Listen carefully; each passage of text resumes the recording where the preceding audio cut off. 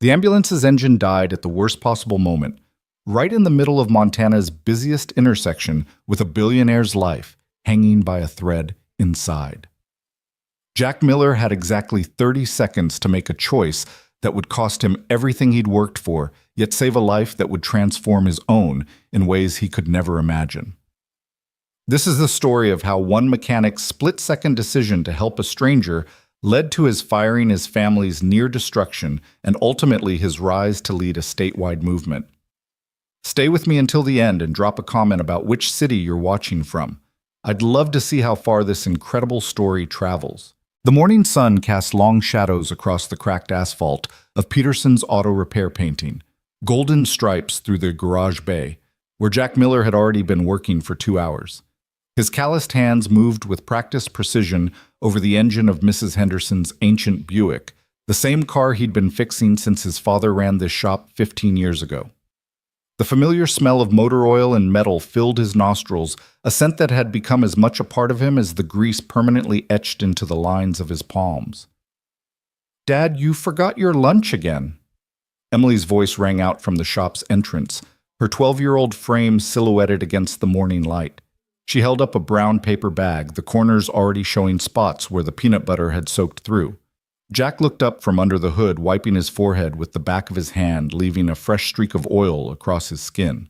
"What would I do without you, kiddo? Starve, probably." Emily grinned, her mother's smile lighting up her face in a way that still made Jack's heart ache 3 years after Sarah's passing. "Or live on vending machine coffee and whatever that thing is you call breakfast." "Hey, beef jerky is a perfectly acceptable breakfast food," Jack protested, moving to ruffle his daughter's carefully braided hair before she ducked away. "Mom would have said otherwise," Emily said softly, and for a moment the garage fell silent, except for the distant hum of traffic from Main Street. Jack's expression softened. "Yeah, she would have. She'd have made those blueberry pancakes you loved with extra syrup pooling in every square. The ones that looked like tiny swimming pools," Emily added, her voice carrying that particular mix of sadness and warmth that colored all their memories of Sarah. The moment was broken by the sharp voice of Dave Morgan, the shop's owner, cutting through the garage. "Miller, that Buick better be ready by noon. Mrs. Henderson's been calling every hour since yesterday." Dave Morgan was the kind of man who measured success in dollars per minute, his thick fingers constantly dancing over his phone's calculator app, tallying profits and losses with the dedication of a Wall Street trader trapped in a small-town body. He'd bought the shop from Jack's father's estate 5 years ago, promising to keep Jack on to honor the legacy. But promises Jack had learned meant little when balanced against profit margins. "It'll be ready, Dave," Jack called back, already returning to the engine. "Just need to replace the alternator belt and—" The sound that interrupted him wasn't unusual for a busy Montana morning, the wail of an ambulance siren cutting through the air. But what followed was the sudden violent cough of an engine dying the screech of tires, and then silence. Jack's head snapped up. Through the grimy garage window he could see the ambulance, its emergency lights still flashing, but now motionless at the intersection just 50 yards away. Cars were already beginning to honk their drivers, oblivious to the crisis unfolding inside the medical vehicle. "Not our problem," Dave said immediately, following Jack's gaze. "We've got 3 cars backed up waiting for service." But Jack was already moving his feet, carrying him toward the door, before his mind had fully processed the decision. His father's old socket wrench set, the one passed down through 3 generations of Miller mechanics, sat heavy in his tool belt. "Miller, don't you dare!" Dave's voice was sharp, threatening. "There's someone dying in there, Dave," Jack said, his hand on the door. "Someone's father, mother, someone's everything. You walk out that door during work hours, you're done. You hear me? Done."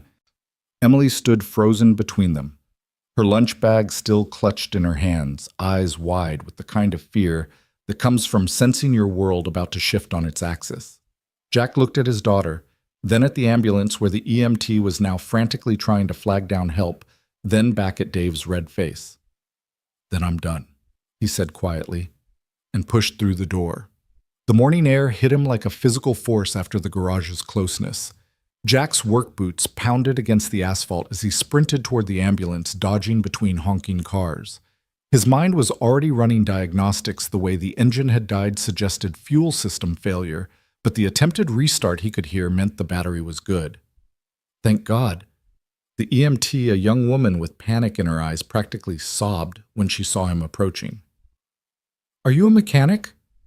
Please, we've got a critical patient. She coded twice already. The hospital's 5 minutes away, but we can't be... Pop the hood, Jack commanded, already pulling out his tools. Through the ambulance's back windows, he could glimpse another EMT working frantically over a patient compression after compression. The engine compartment told its story in seconds. Fuel pump relay, he'd seen this failure a dozen times in vehicles this age. His hands moved without conscious thought, years of experience guiding them. Bypass the faulty relay, create a direct connection. Pray the pump itself wasn't completely shot. How long it? The EMT asked. 40 seconds, so Jack muttered, not looking up. Around them, the intersection had become a chaos of horns and shouts. Someone was yelling about calling another ambulance. Someone else was screaming about being late for work. Jack's world narrowed to the engine, to the connections under his fingers. Sarah had always said he could speak to machines, could hear what they needed. It's like you're having a conversation with them. She'd laughed, watching him work late into the night to help a neighbor whose car had died. The memory fueled his movements. 30 seconds. Please, the EMT whispered. She's important. Everyone's important. Jack cut her off, making the final connection. Try it now. The engine roared to life. The EMT didn't waste time on thanks, just jumped into the driver's seat and peeled out, siren wailing anew. Jack stood in the middle of the intersection, tools still in his hands, watching the ambulance disappear toward Montana General. That's when he noticed the crowd. People had their phones out recording. Some were applauding. Old Mr. Chen from the Chinese restaurant was nodding approvingly. But Jack's eyes found only Emily standing in the doorway of the shop, tears streaming down her face. Tears of pride or fear, he couldn't tell. Dave Morgan stood beside her, his face purple with rage. The walk back to the shop felt longer than the sprint out. Each step carried the weight of what he'd just done, what it would cost. Emily ran to him as he approached, throwing her arms around his waist. That was amazing, Dad. You saved someone. Yeah, kiddo, Jack said softly, his hand on her head. I did. Dave didn't let him pass the threshold. Your tools. Get your personal tools and get out. You're done here, Miller. 20 years of service and you throw it away for some stranger. Dave, come on, Jack started. It was an emergency. I don't care if it was the president himself in that ambulance. You walked out during work hours after I explicitly told you not to. You think you're some kind of hero? Heroes don't pay bills. Heroes don't keep shops running. Get your stuff and get out. The other mechanics in the shop had stopped working, watching the scene unfold.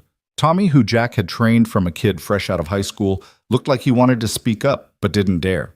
Marcus, the older mechanic who'd worked with Jack's father, just shook his head sadly.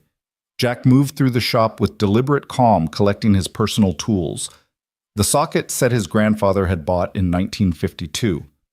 The torque wrench Sarah had given him for their 5th anniversary. The small framed photo of the three of them at Emily's 9th birthday party, Sarah already thin from the cancer, but smiling bright as the sun. This is wrong, Mr. Morgan, Emily said suddenly, her young voice cutting through the tension. My dad saved someone's life. That matters more than some stupid rule. Emily, Jack warned gently. No, Dad, Mom always said doing the right thing isn't supposed to be easy. That's what makes it right. Dave's laugh was harsh. Your mom's not here to pay your bills, kid. Your dad just threw away a steady paycheck for a stranger who'll never even know his name. That's not heroic, it's stupid. Jack's hands clenched around his toolbox, but he kept his voice level. We'll be fine, Emily. Come on. They walked out together, Emily's hand in his, her small fingers squeezing tight. The morning sun was higher now, beating down on the empty spot where Jack's old truck sat in the employee section of the parking lot. What are we going to do, Dad? Emily asked once they were in the truck, her earlier bravado cracking to reveal the frightened 12-year-old beneath. Jack started the engine. It caught on the first try because he'd maintained it religiously. We're going to go home, make some lunch, figure it out from there. But the rent's due next week, and my school fees, and... Hey, Jack said softly, reaching over to squeeze her shoulder. We've been through worse, haven't we? Emily nodded, but her eyes were full of doubt. They had been through worse. Sarah's death had been the worst, but they'd had Jack's steady income to keep them afloat through that storm. Now what did they have? The drive home was quiet, each lost in their own thoughts. Jack's mind was already running calculations. They had maybe 2 weeks of savings. His truck was paid off, but it was old. The house was a rental. Emily's school was important. She was brilliant, especially in science and math, just like her mother. He couldn't let this affect her education. Their small house on Maple Street looked even smaller in the harsh morning light. Paint peeling on the shutters he'd been meaning to fix. Grass a little too long in the front yard. But it was home, the place where Emily's height marks climbed the kitchen doorframe, where Sarah's garden still bloomed with the perennials she'd planted that last spring. I'll make lunch, Emily offered as they went inside. Grilled cheese. Sounds perfect, kiddo. While Emily worked in the kitchen, Jack sat at the dining table, the same one where he and Sarah had spent countless evenings helping Emily with homework, playing board games, planning their future. Now it was covered with bills, electric, water, rent, Emily's school. The numbers didn't change no matter how many times he looked at them. His phone buzzed. Tommy from the shop. That was BS, man. Dave's wrong. You did the right thing.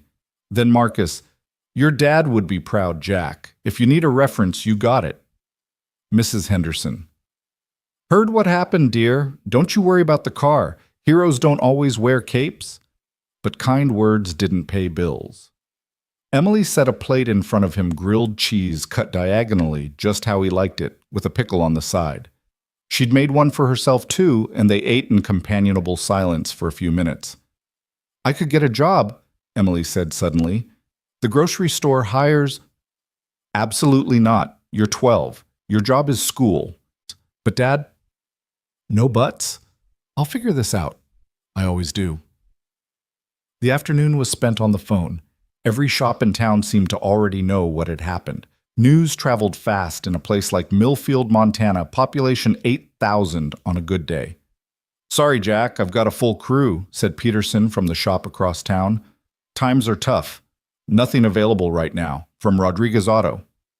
Dave Morgan's already been calling around, says you're unreliable. Sorry, man, from Jim at the dealership. By evening, Jack had exhausted every option in town. He'd have to look further out, maybe Billings, but that was an hour's drive each way. The gas alone would eat into any paycheck. Emily was at the kitchen table doing homework when the doorbell rang. Jack found Nancy Miller no relation despite the name from the Millfield Gazette standing on his porch. Nancy was in her 60s, had been running the local paper since before Jack was born, and had a nose for stories that mattered. Jack Miller, the hero of Main Street, she said with a wry smile. Mind if I come in? I'm no hero, Nancy, just unemployed. That's exactly why I'm here. People need to know what happened today. Really happened. Jack hesitated, then stepped aside. Nancy had always been fair, had written a beautiful piece about Sarah when she passed. They sat in the living room, Emily hovering in the doorway, until Jack waved her in. Nancy pulled out an old-fashioned recorder and a notebook. Tell me about this morning, from the beginning. So Jack did. He told her about Mrs. Henderson's Buick, about Emily bringing lunch, about the ambulance, and Dave's ultimatum, and the choice that wasn't really a choice at all. Why, Nancy asked simply, why risk everything for a stranger? Jack was quiet for a long moment, his eyes finding the photo on the mantel, his wedding picture, Sarah radiant in white lace. My wife died 3 years ago, he said slowly. Cancer. Towards the end, there was this night. She was in so much pain, could barely breathe. The ambulance came, and there was this EMT. This kid really couldn't have been more than 22. He held her hand the whole way to the hospital, talked to her about everything, and nothing kept her calm when I was falling apart. I don't even know his name, but he gave us 3 more days. 3 days to say goodbye properly. Emily had moved to sit beside him, her head against his shoulder. When I saw that ambulance today, Jack continued, all I could think was that someone in there was running out of time. Maybe someone was waiting for them, needing those extra minutes, those goodbyes. How could I not help? Nancy wrote steadily, her shorthand filling pages. And now Dave Morgan's blacklisting you all over town. Now I figure it out. I always do. What about you, Emily? Nancy asked gently. How do you feel about what your dad did? Emily straightened. My mom used to say that integrity is doing the right thing even when it costs you everything. Dad showed integrity today. I'm proud of him. We'll be okay because we have each other and that's what matters. Nancy smiled. Sarah's daughter through and through. Jack, there's something else. I've been doing some digging. The patient in that ambulance, my sources at the hospital are being very tight-lipped, but there's talk. It was someone important, someone very important. Doesn't matter who it was, Jack said firmly. I'd have done the same for anyone. I know you would have. That's what makes this a story worth telling. After Nancy left, promising the story would run in tomorrow's edition, Jack and Emily settled into their evening routine. Homework check dishes, a chapter from the book they were reading together, To Kill a Mockingbird. Emily's choice for her English class. Dad, Emily said, as he tucked her in a ritual she claimed she was too old for but never refused. What Scout's dad says about courage, about knowing you're licked before you begin. But beginning anyway. That's what you did today, isn't it? Maybe so, kiddo, maybe so. Mom would be proud. I hope so. Jack sat on the edge of her bed for a moment longer, studying his daughter's face in the soft light of her bedside lamp. She had Sarah's delicate features, but his stubborn chin. Sarah's brilliant mind, but his steady hands. Whatever came next, he had to make sure she was okay. Later alone in the kitchen with a cup of coffee going cold in his hands, Jack allowed himself to feel the full weight of the day. 20 years at that shop. 20 years of loyal service, of coming in early and staying late, of fixing problems no one else could solve. Gone in an instant. But he kept coming back to the ambulance, to the EMT's desperate eyes, to the sound of that engine roaring back to life. Someone was alive tonight because of what he'd done. Someone's story continued. How could he regret that his phone buzzed with a text from an unknown number? Mr. Miller, my name is James Richardson. I'm the administrator at Montana General. The patient you helped save today is stable. She wanted me to find out who you were. Can we meet tomorrow? Jack stared at the message for a long moment. He typed back, I'm glad she's okay. That's all that matters. Please, Mr. Miller, she insists. Jack hesitated, then, I can come by in the morning. He put the phone down and walked to the window, looking out at the street where a few cars passed in the evening quiet. Somewhere in Montana General, someone was breathing because he'd made a choice. Tomorrow would bring what it would bring. Bills would still need paying. Emily would still need her school fees covered, and he'd still need to find work. But tonight, someone was alive. The next morning came too soon and not soon enough. Jack had barely slept, his mind running through job possibilities, budget calculations, and the strange text from the hospital. Emily was already up when he came downstairs, scrambling eggs with the focused concentration she brought to everything. Hospital, she asked, having seen the text the night before. Just a quick visit. Want to come? School. Remember that thing you insist is my only job? He smiled despite everything. Right. Mrs. Chen is picking you up. Yeah, her and Lily have been great since... Emily trailed off. Since Mom died. The words hung unspoken, but understood. After dropping Emily at school, watching her disappear into the building with her backpack bouncing, Jack drove to Montana General. The hospital sprawled across several blocks, its newest wing gleaming with glass and steel, a stark contrast to the older brick buildings. James Richardson met him in the lobby. He was younger than Jack expected, maybe mid-30s, with the kind of tired eyes that came from dealing with life and death decisions daily. Mr. Miller, thank you for coming. Before we go up, I need to tell you something about the patient you saved yesterday. I don't need to know. Actually, you do. Her name is Catherine Reynolds. The name hit Jack like a physical force. Catherine Reynolds. Everyone in Montana knew that name. The Reynolds Foundation had built half the hospitals in the state-funded schools, supported everything from food banks to college scholarships.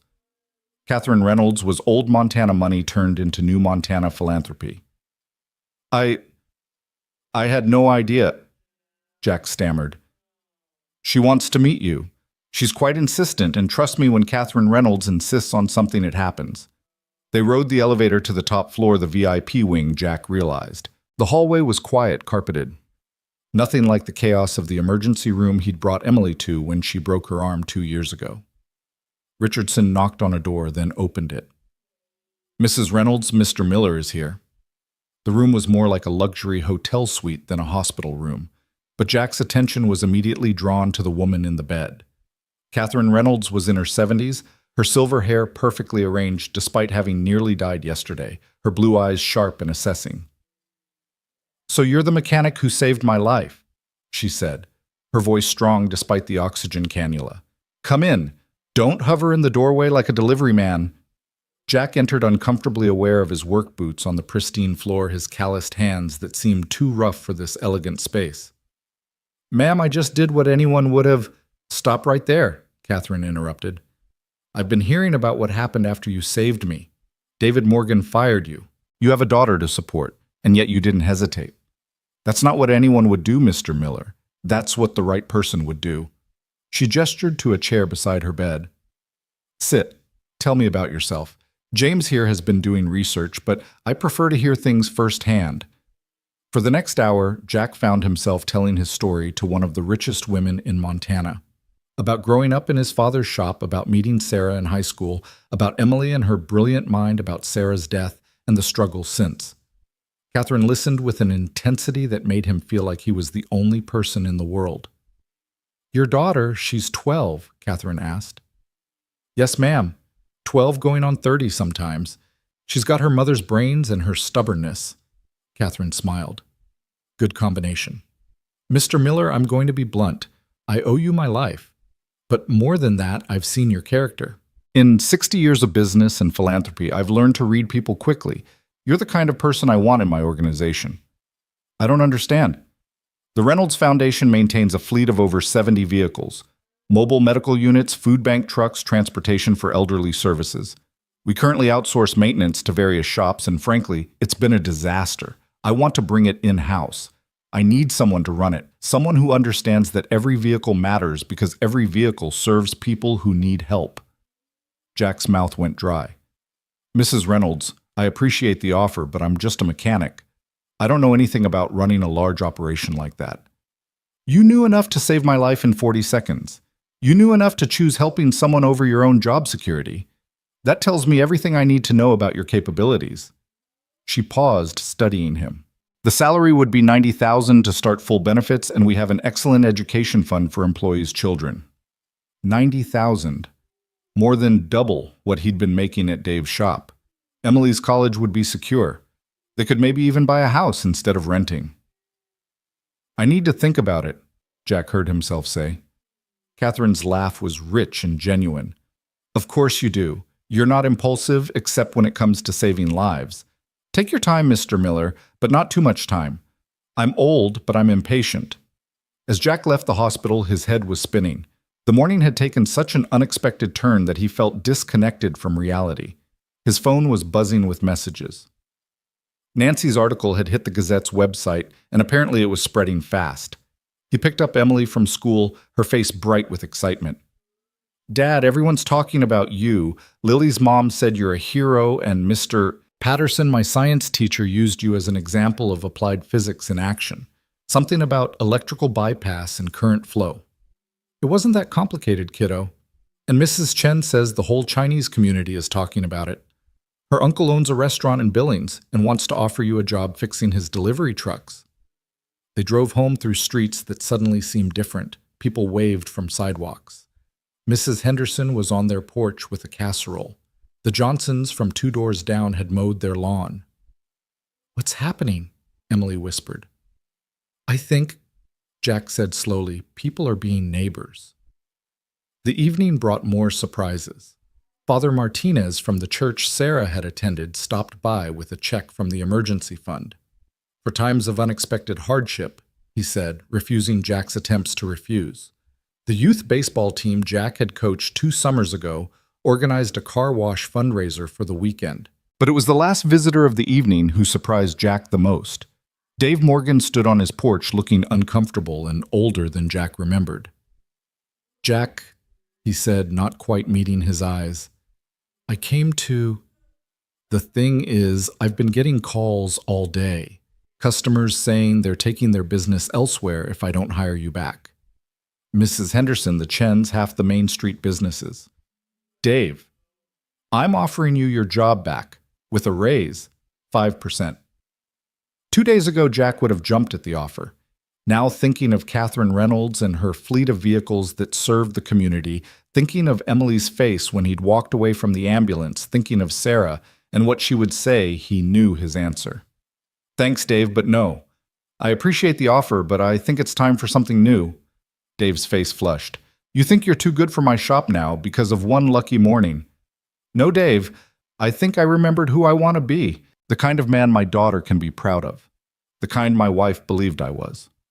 After Dave left muttering about ingratitude, Jack sat with Emily on their small front porch, watching the stars emerge in the Montana sky.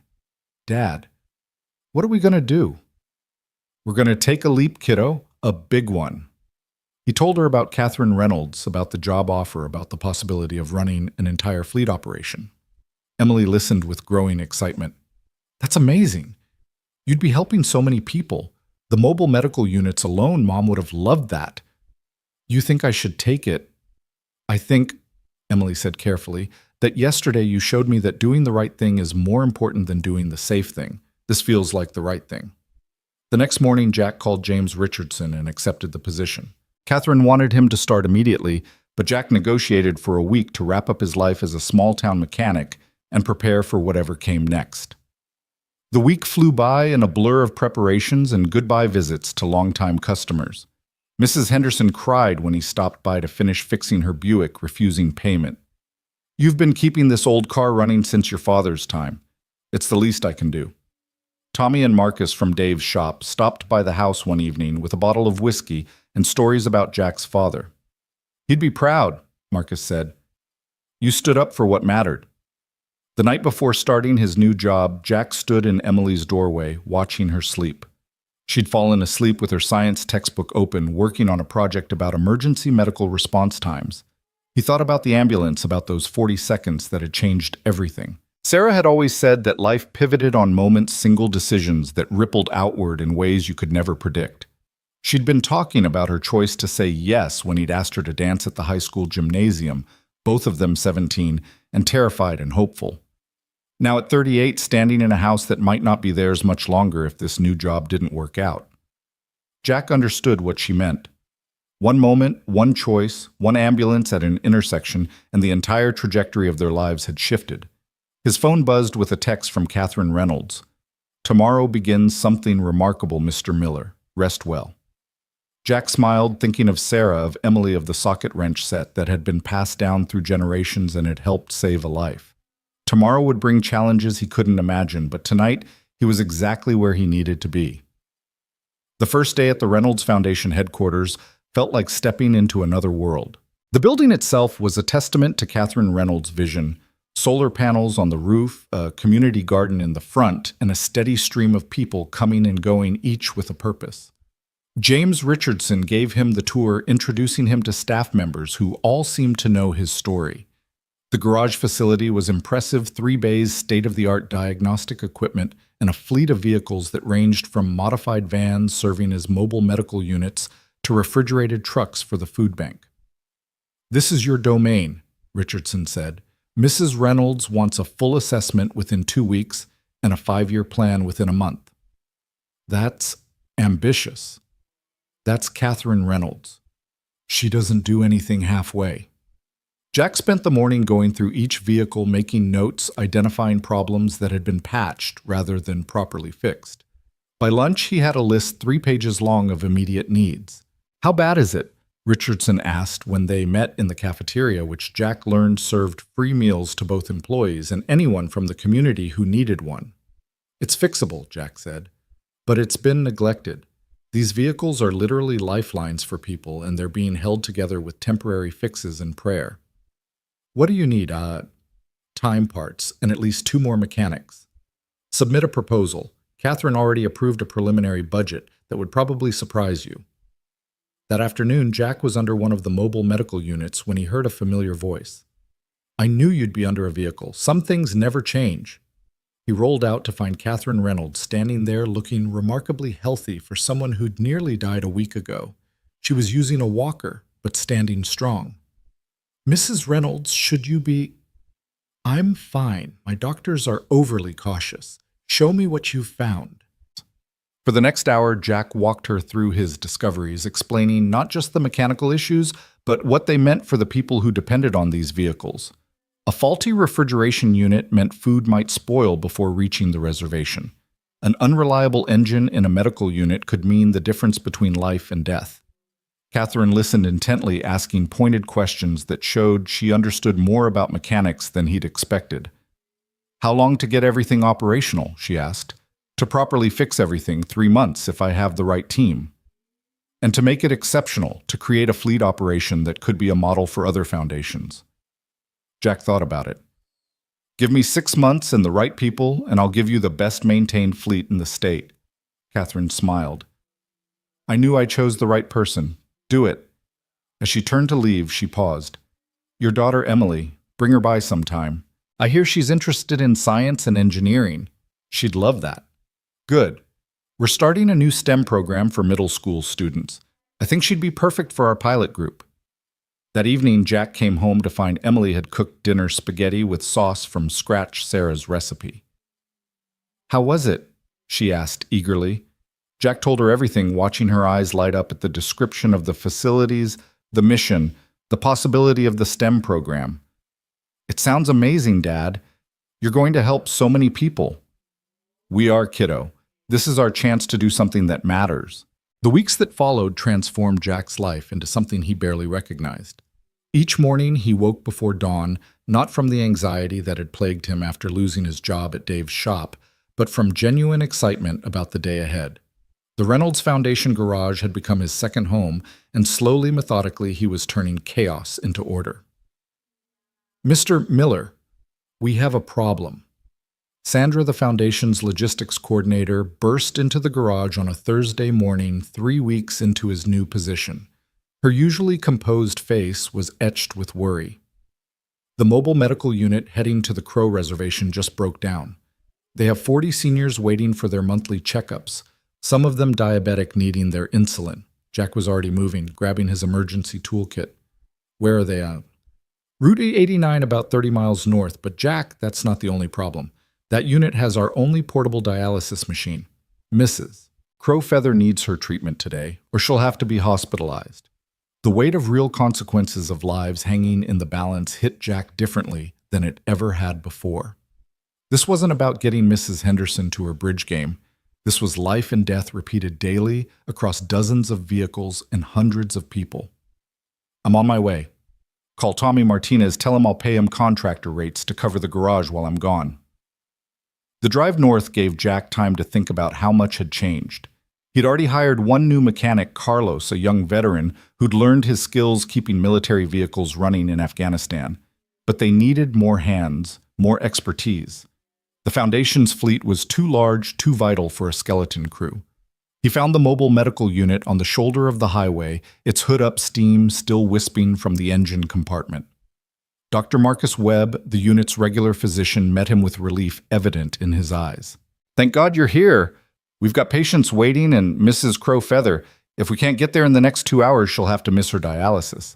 Jack dove under the hood, his hands reading the engine like Braille. Blown head gasket, but worse, the cooling system had been patched so many times it was more sealant than original parts. This was exactly the kind of delayed maintenance he'd been finding throughout the fleet. "I can get you running," Jack said, already working, "but this unit needs to come off rotation after today for a complete overhaul." "We don't have a backup," Dr. Webb said quietly. "This is the only unit equipped for the reservation route." Jack's hands paused for just a moment. 1 unit, 40 seniors, critical medical equipment. The math was simple and terrible. "Then we make it work," he said, resuming his repairs with renewed urgency. It took him 90 minutes using every trick his father had taught him, every shortcut he'd learned in 20 years of keeping dying vehicles alive.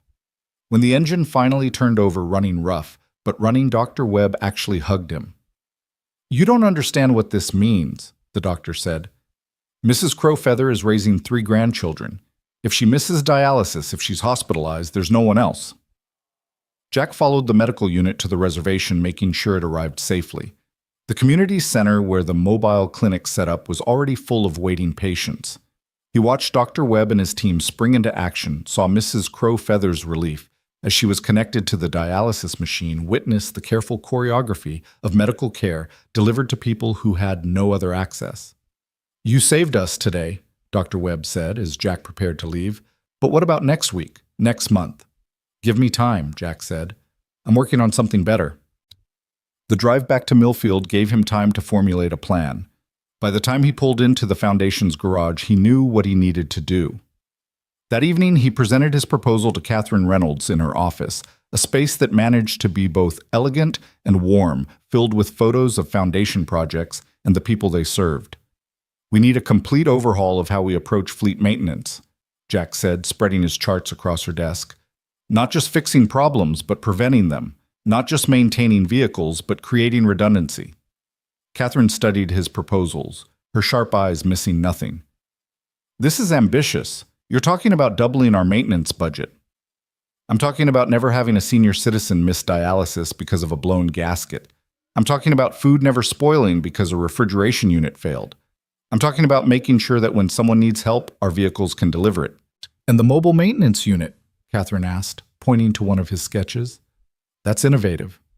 We go to the vehicles instead of always bringing them in. Preventive maintenance on site, especially for the units serving remote areas. We catch problems before they become emergencies." Catherine was quiet for a long moment, then smiled. "Do it. Submit the full budget to James. And Jack? This is exactly why I hired you. You don't just see machines, you see the people depending on them."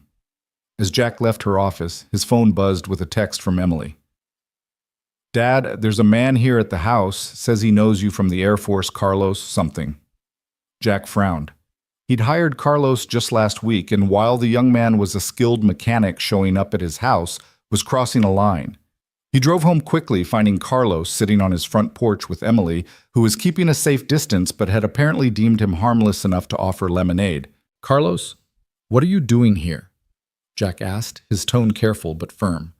The young veteran stood quickly, his military bearing evident. "I'm sorry, Mr. Miller, I didn't mean to overstep. It's just, I got a call from my old unit. 3 of my buddies are getting out next month. Good mechanics, all of them. They heard about what you're doing here, the Foundation's mission. They want in." Jack relaxed slightly. "You could have told me this at work." "I know, but..."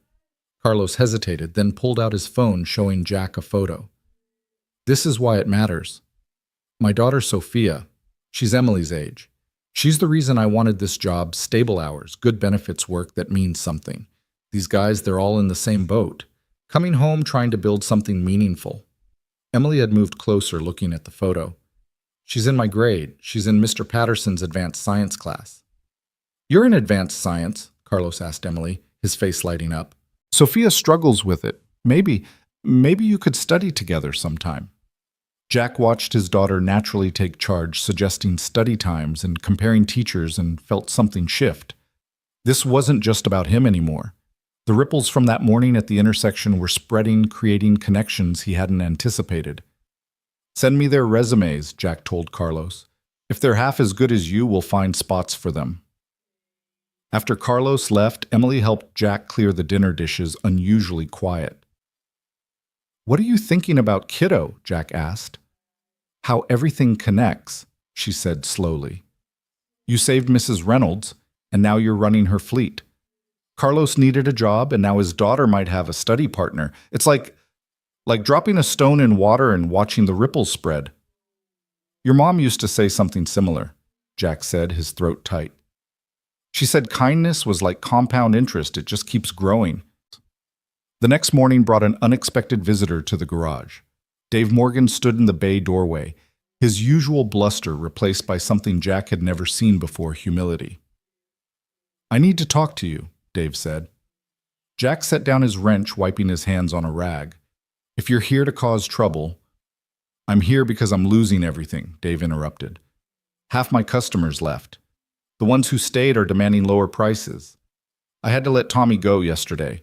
Marcus quit this morning. I'm sorry to hear that, Dave, but I'm selling the shop. The words came out in a rush. We're trying to, but nobody wants it. The reputation is shot. 20 years building that business, and I destroyed it in one morning. Jack wasn't sure what to say. Part of him felt vindicated, but a larger part, the part Sarah had always loved, felt sympathy for a man watching his life's work crumble. What do you want from me, Dave? I want to apologize, properly, and I want to ask if the foundation might consider buying the shop, converting it to a satellite maintenance facility. You'd need one anyway, right? For your expansion. Jack stared at him.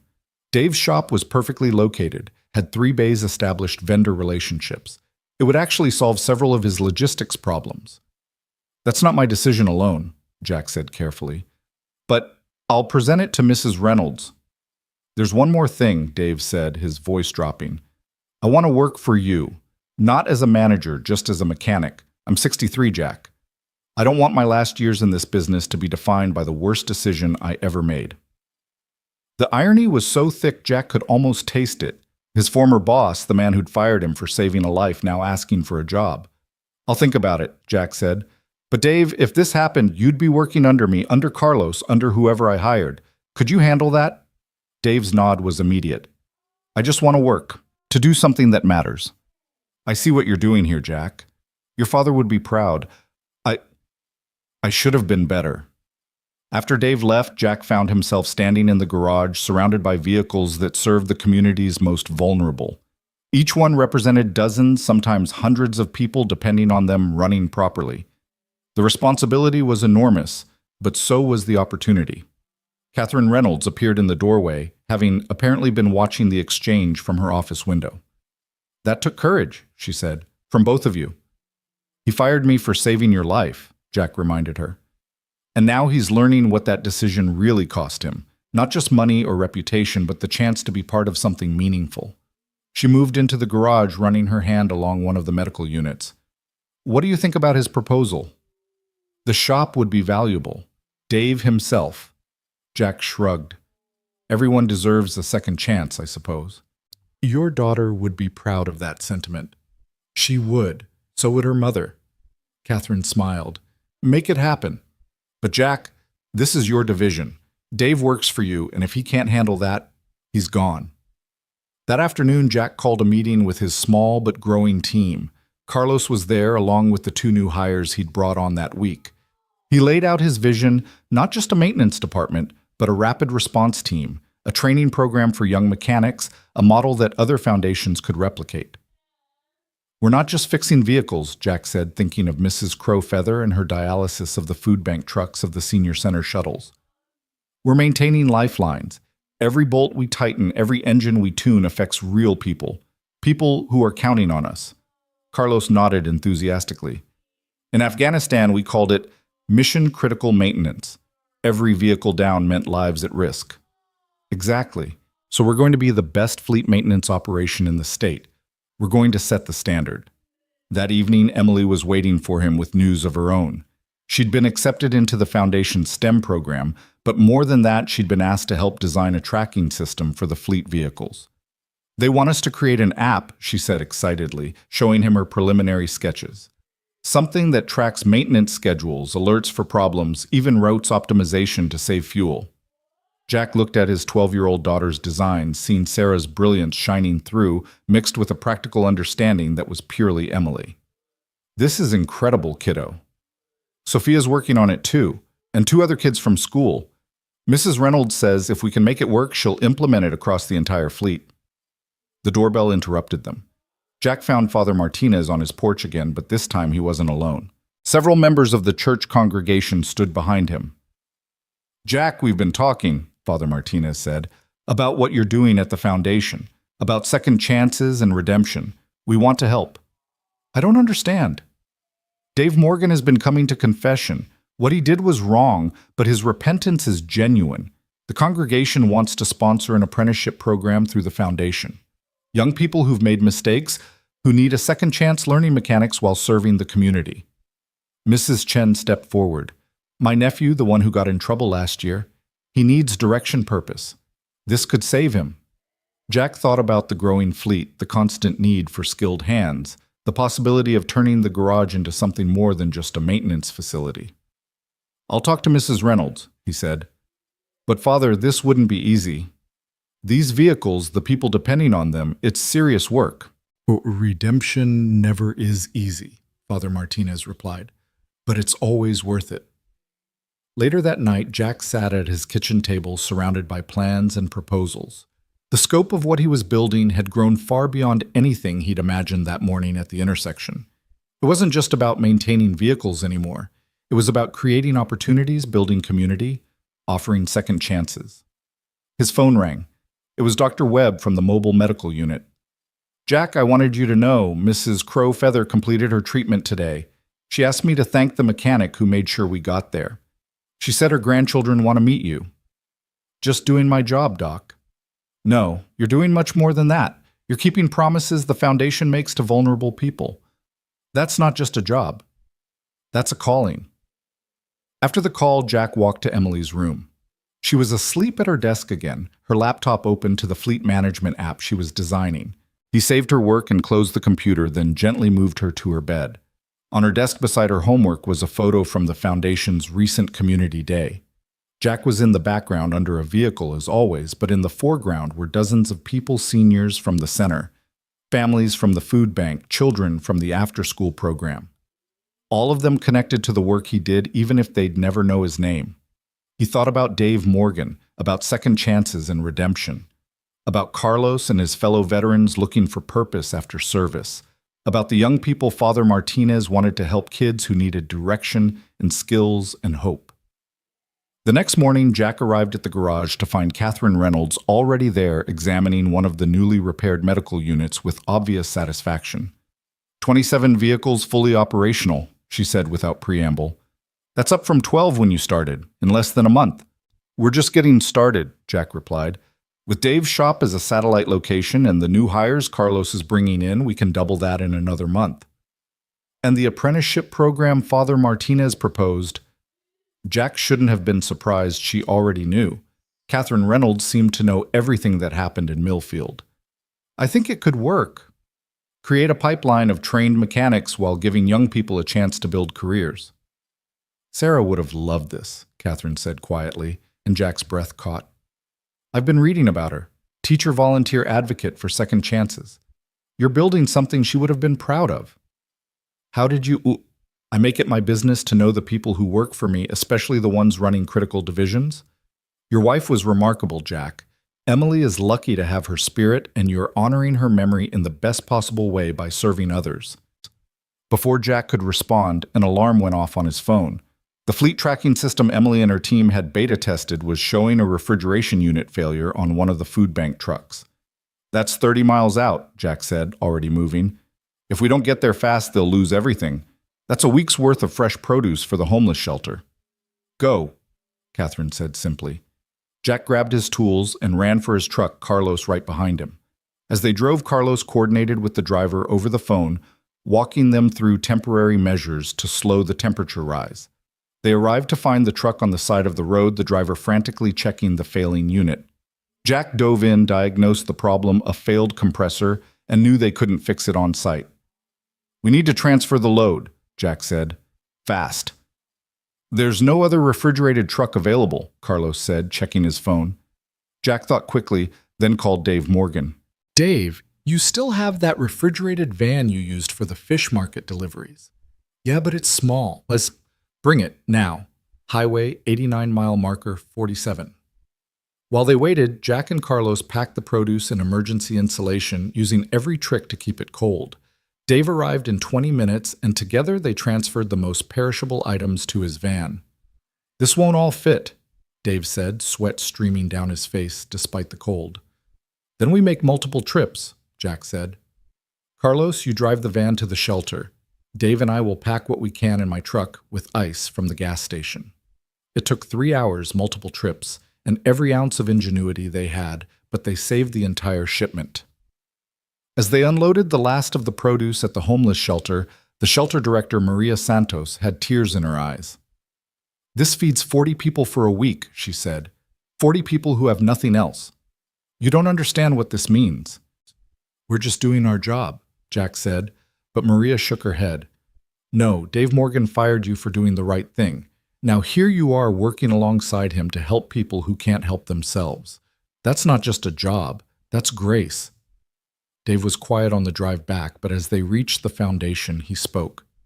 I was wrong, Jack, not just about firing you, about everything, about what matters. I spent so many years counting dollars that I forgot to count the things that actually count. We all lose our way sometimes, Jack said, thinking of the dark days after Sarah's death when he'd barely been able to get out of bed when only Emily's needs had kept him moving. Your wife would be proud, Dave said quietly, of what you're building here. It's what she always talked about, isn't it? Community, connection, taking care of each other. That evening, Jack came home to find Emily teaching Sophia and 3 other kids from her STEM program in their living room. They had papers spread everywhere, laptops open, the fleet management app projected on the TV. Dad, look, Emily said excitedly. We figured out how to predict maintenance needs based on usage patterns. We can prevent breakdowns before they happen. Sophia added, my dad says this could work for other organizations too. We could help foundations everywhere keep their vehicles running.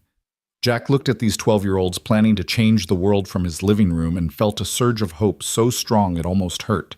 This was what Sarah had always believed in the next generation, taking what they were given and making it better. You know what this needs, Jack said. Real-world testing. How about you all come to the garage Saturday? See how your app works with actual vehicles. The kids erupted in excitement, already making plans. As they worked, Jack stepped onto the porch, needing a moment to process everything. The street was quiet normal. No one passing by would know that inside this small house, kids were designing systems that could help thousands. No one would know that a fired mechanic was building something revolutionary at the Reynolds Foundation. No one would know that second chances were blooming all over Millfield like Sarah's perennials in the garden. His phone buzzed with a text from Catherine Reynolds.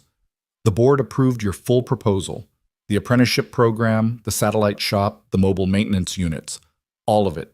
You're not just maintaining our fleet anymore, Jack. You're building a model for community service that will outlive us all. Jack thought about that morning at the intersection, the split-second decision that had cost him everything and given him even more. He thought about the ripples Emily had described spreading outward in ways no one could predict. Another text, this one from Dr. Webb. Mrs. Crowfeather's grandchildren made you something. They want to deliver it personally tomorrow. Then Carlos, my 3 buddies are in. They'll be here Monday. We're going to need more coffee. And finally, Emily calling from inside. Dad, we need your input on the maintenance schedule algorithm. Jack smiled, pocketing his phone. Inside, his daughter was changing the world.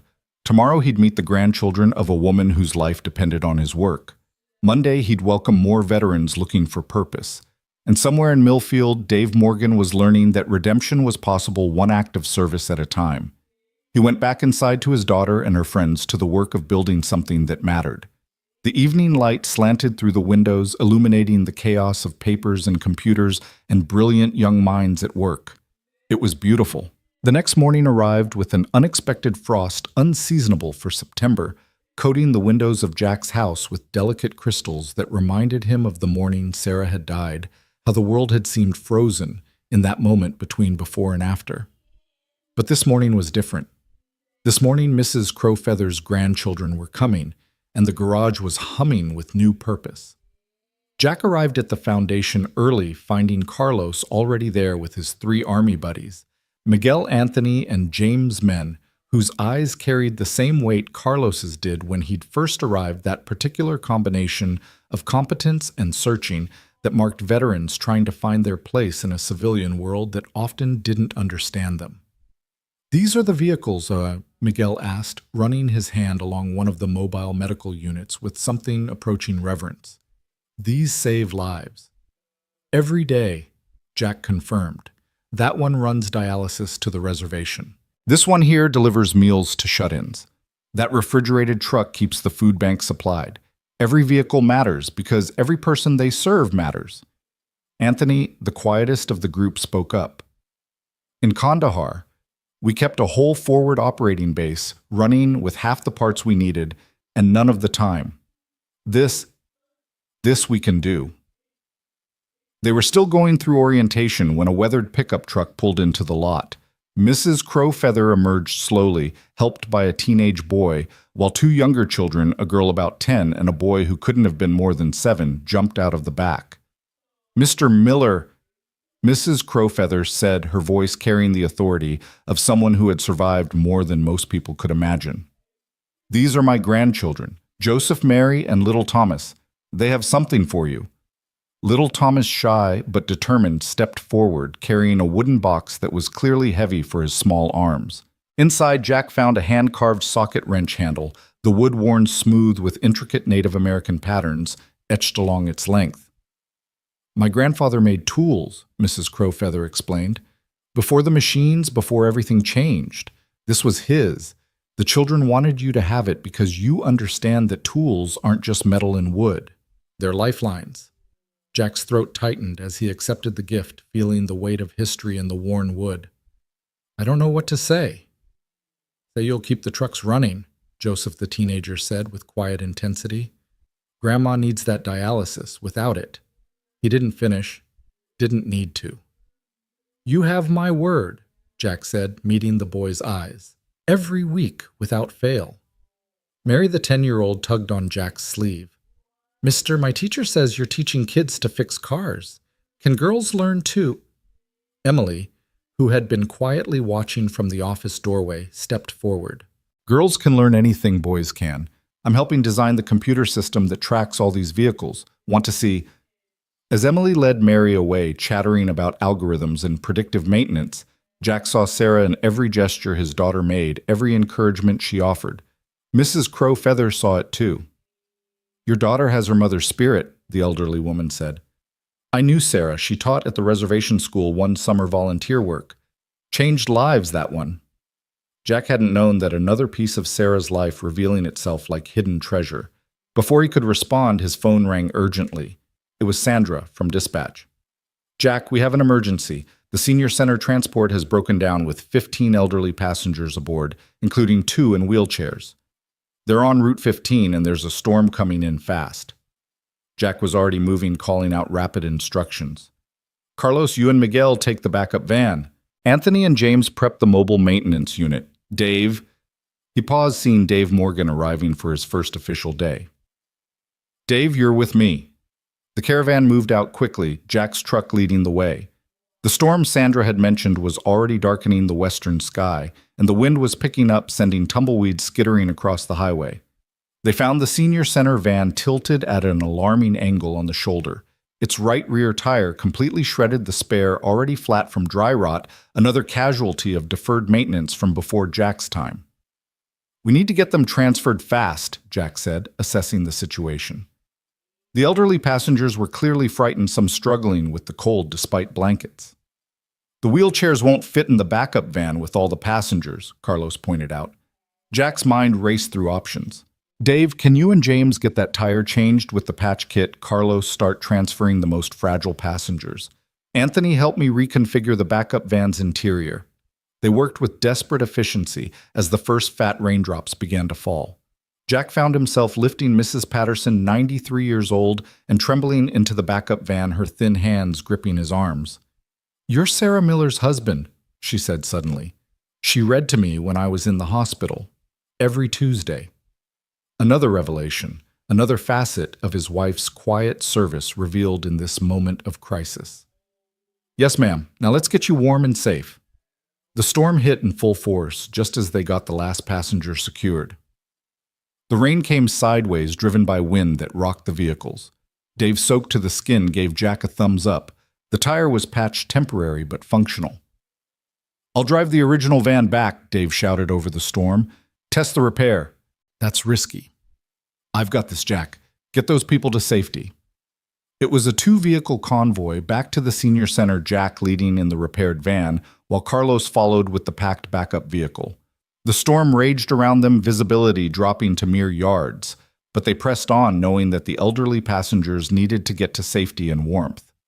They arrived to find the senior center director, Patricia Webb, waiting with hot coffee and blankets, tears of relief on her face. "I thought we'd lost them," she said to Jack. "Mr. Morrison has a heart condition. Mrs. Patterson just got out of the hospital. If they'd been stuck out there. But they weren't, Jack said firmly. And we're going to make sure this never happens again. Every vehicle gets new spare tires, emergency kits, and satellite phones. No one gets stranded on my watch.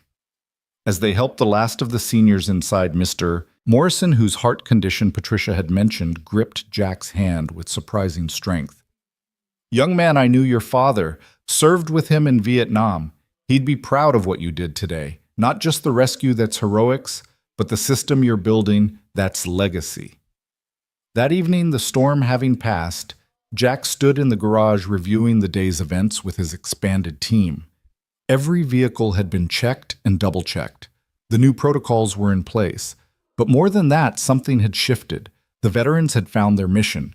Dave had proved his commitment, and the community had seen once again that the Reynolds Foundation's fleet was more than just vehicles, it was a promise kept. Catherine Reynolds appeared as she often did at crucial moments, moving through the garage with obvious satisfaction. 15 seniors safe, she said simply. Because you built a team that responds to crisis with competence and compassion. This is what I envisioned when I hired you, Jack, but you've exceeded even my expectations. We got lucky today, Jack said honestly. That storm could have been worse. The tire could have blown at highway speed. Luck is preparation meeting opportunity, Catherine countered. You were prepared because you care. Your team responded because you've given them purpose. That's not luck. That's leadership. She pulled out a folder, handing it to Jack. The board met this afternoon. Emergency session. They've approved the full expansion 5 mobile maintenance units, the apprenticeship program with Father Martinez's youth, and something else. She smiled. The Emily Miller STEM Scholarship. Full ride to any state college for 1 student per year from the program selected based on innovation in community service. Jack stared at the papers, seeing Emily's name formalized into something permanent, something that would outlast them all. Catherine, I don't know what to say. Say you'll tell Emily yourself. She's earned it with that fleet management system. We're already getting inquiries from other foundations wanting to license it.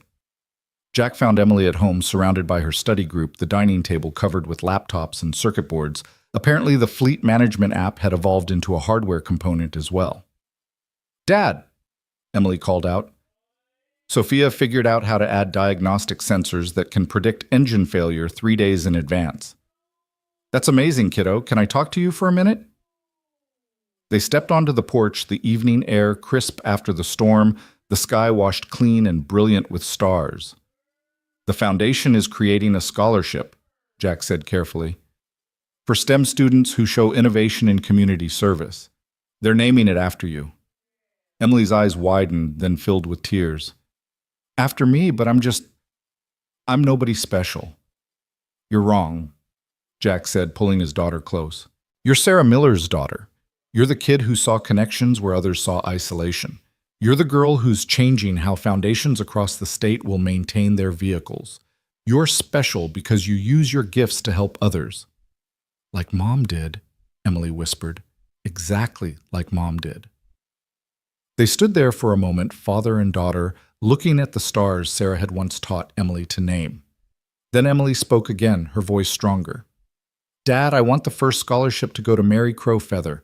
Joseph told me she's brilliant at math, but thinks she can't be an engineer because no one in her family has ever gone to college. Jack smiled, seeing Sarah's compassion living on in their daughter. I think that can be arranged. The next morning brought a new challenge. 3 of the foundation's food bank trucks had been vandalized overnight, their tires slashed, windows broken. Jack arrived to find the police already there, Catherine Reynolds speaking with the chief. Gang initiation, the chief was saying. We've had a rash of them lately. Kids trying to prove themselves by causing damage.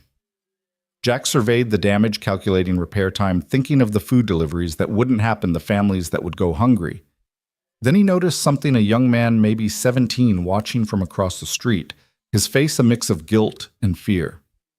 I'll handle the repairs, Jack told Catherine, but his eyes stayed on the youth. Give me a few hours. As the police left, Jack walked across the street. The young man tensed to run, but something in Jack's expression stopped him.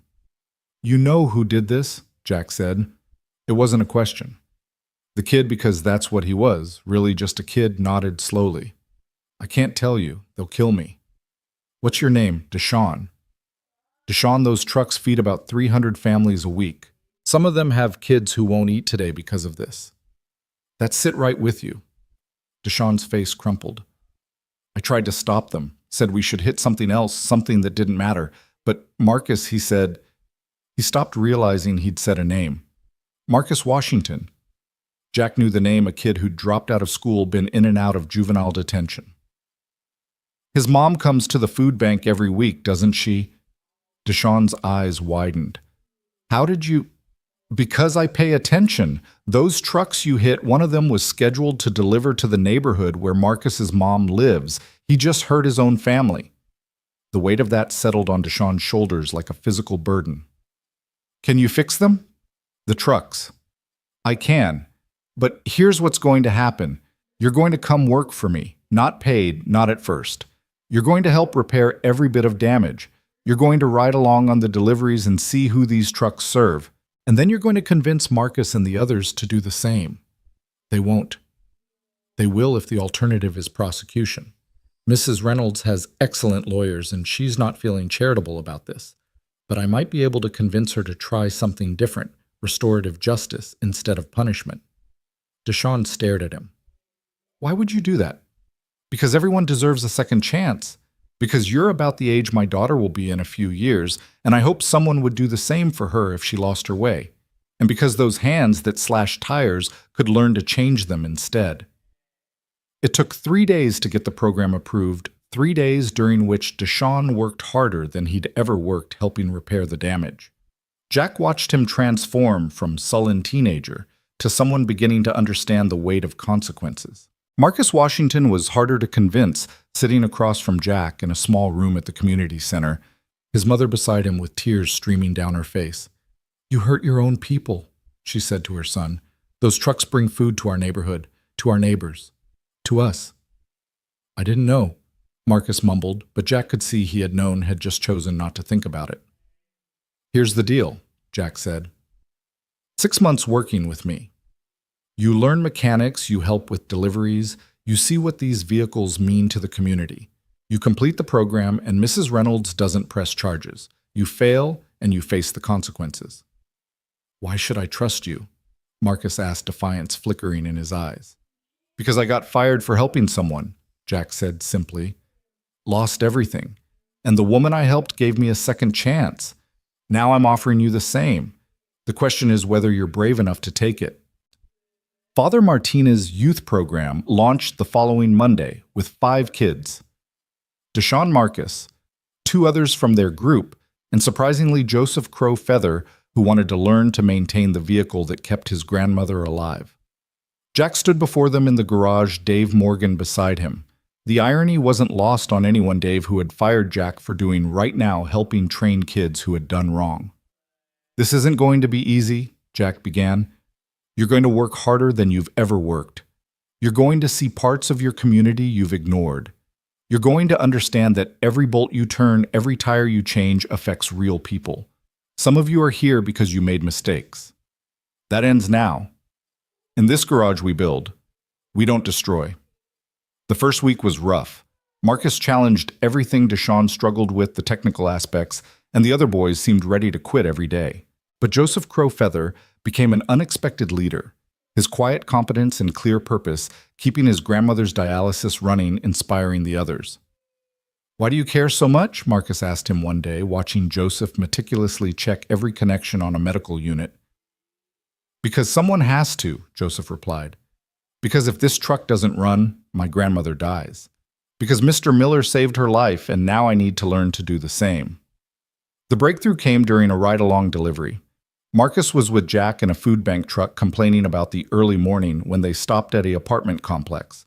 A line of people was already waiting, and Marcus froze when he saw his elderly neighbor Mrs. Chen, not the same Mrs. Chen who was Emily's friend's mother, but another elderly woman who had watched him after school when he was young and his mother worked 3 jobs.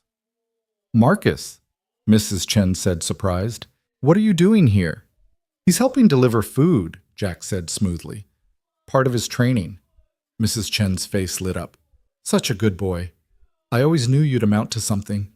Marcus helped carry her groceries to her apartment, saw her empty refrigerator, the careful way she divided the food to make it last.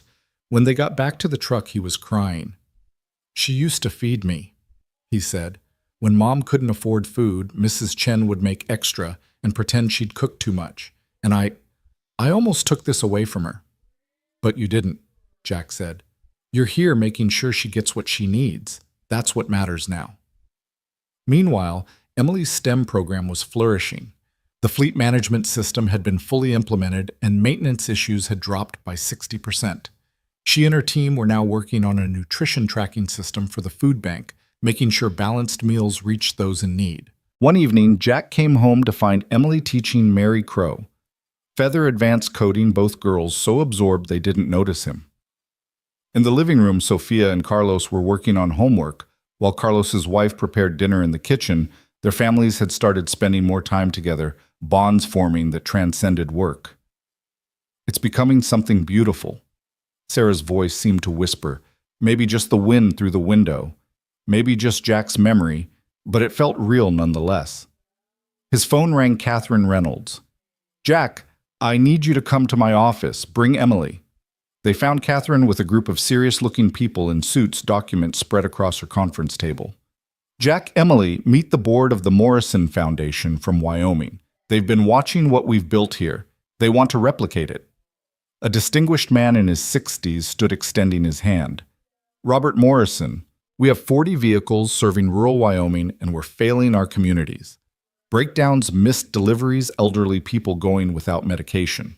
We need what you've created here. It's not just about maintenance, Jack said carefully. It's about community investment, second chances, seeing vehicles as lifelines rather than assets.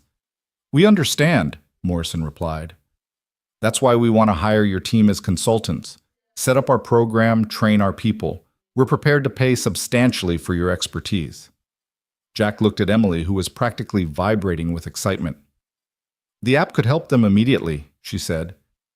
We could customize it for their routes, their specific needs. How many other foundations need this? Catherine asked Morrison.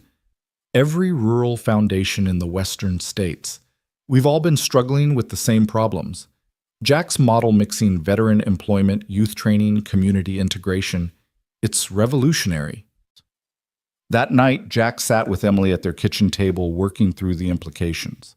They could help dozens of foundations, hundreds of communities. The mechanic who'd been fired for abandoning his post was now being asked to transform fleet maintenance across multiple states.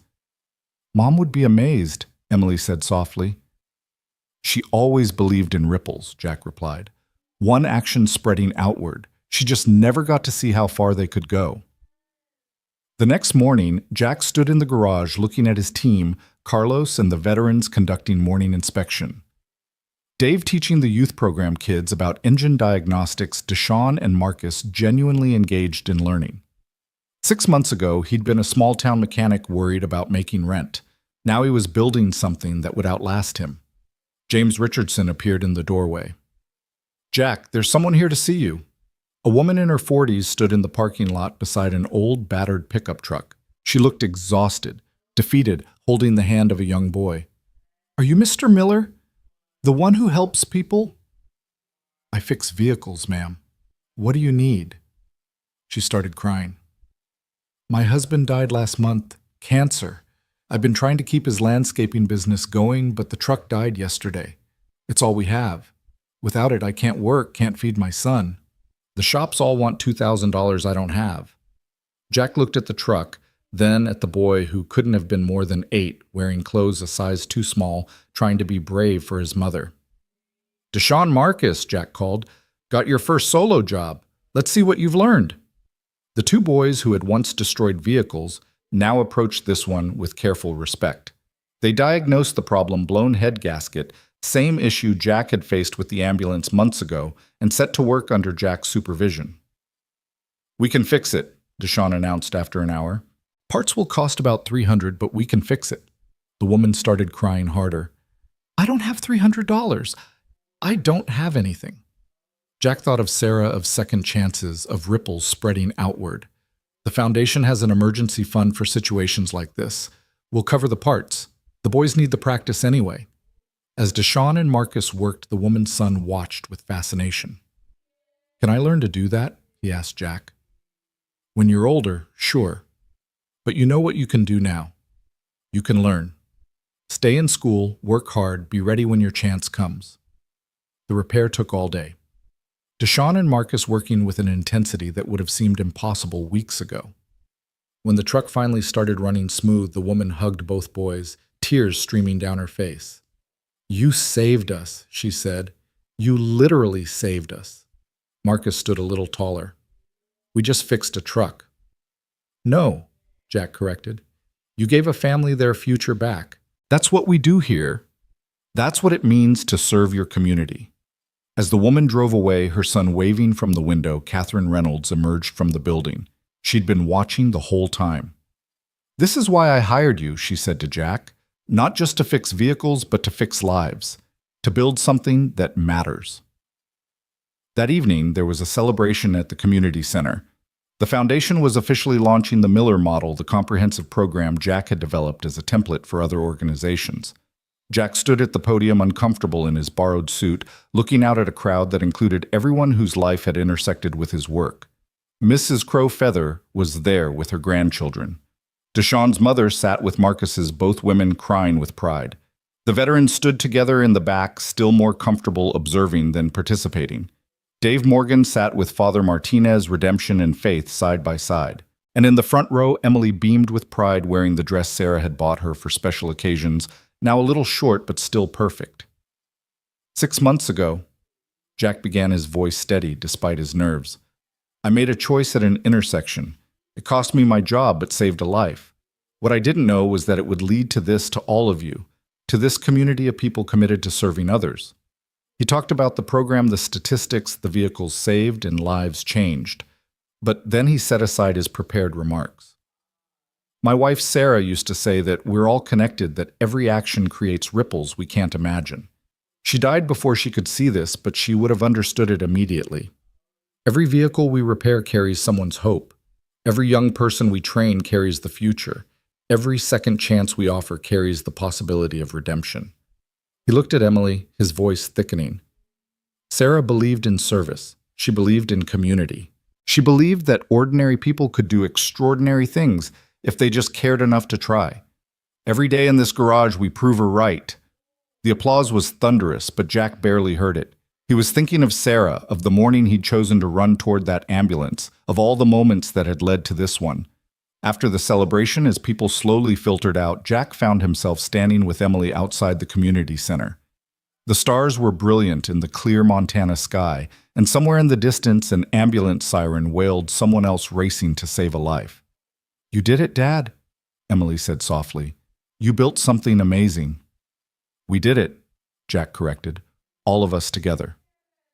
A car pulled up and Catherine Reynolds' driver opened the door for her. She walked over slowly, her recovery from the heart attack still requiring careful movement. Jack, there's something I need to tell you, she said.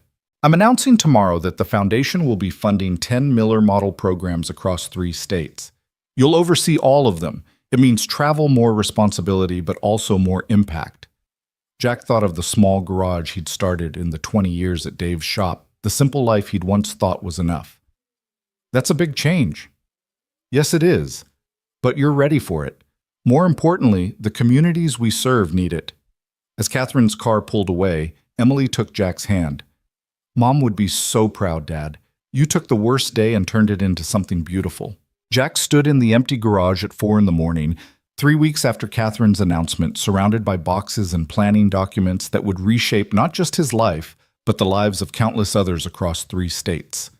The familiar smell of motor oil mixed with fresh coffee as he studied the map spread across his workbench. Red pins marking the 10 locations where new Miller Model programs would launch. Cheyenne, Billings, Spokane, Boise, each pin represented hundreds of vehicles, thousands of people who depended on them, and a responsibility that sometimes kept him awake at night. Couldn't sleep either. Dave Morgan's voice came from the doorway.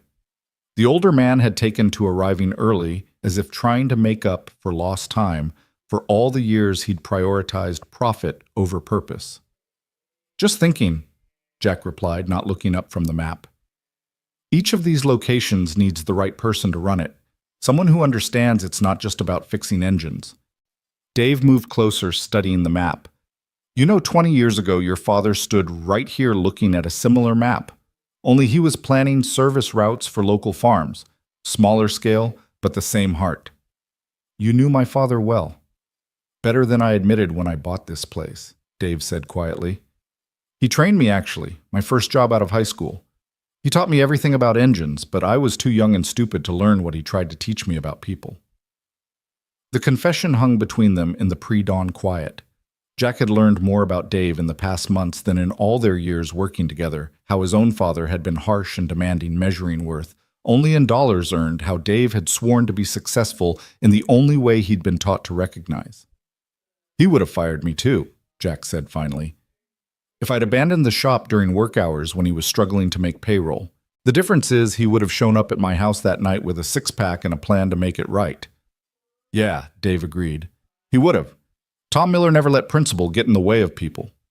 Their conversation was interrupted by the arrival of Carlos and his team, the veterans who had become the backbone of the operation. Miguel was reading from his phone, his face troubled. What is it? Carlos asked. My cousin in Cheyenne. Remember I told him about our program? He says there's a situation there. The food bank's main refrigerated truck has been down for 2 weeks. They're losing thousands of pounds of food daily. No one can fix it. Jack walked over, decision already forming. How far is Cheyenne? 6 hours if we push it, Anthony calculated. But Jack, we can't just, we can and we will. Jack interrupted. This is exactly why we're expanding. Carlos prepped the mobile unit. Dave, you're running things here today. Miguel, call your cousin and tell him we're coming. Emily appeared in the doorway, backpack in hand for school. Dad, I heard you talking about Cheyenne. That's one of our expansion sites, right? It is, kiddo. Then you should take the diagnostic tablet, the one Sophia and I modified. It can run remote analysis and teach their local mechanics what's wrong. Jack hugged his daughter, constantly amazed by her practical brilliance. What would I do without you? Probably still be using paper maintenance logs, she said with Sarah's smile. Be careful, Dad. And remember, this isn't just about fixing one truck. It's about showing them what's possible. The drive to Cheyenne was long but purposeful.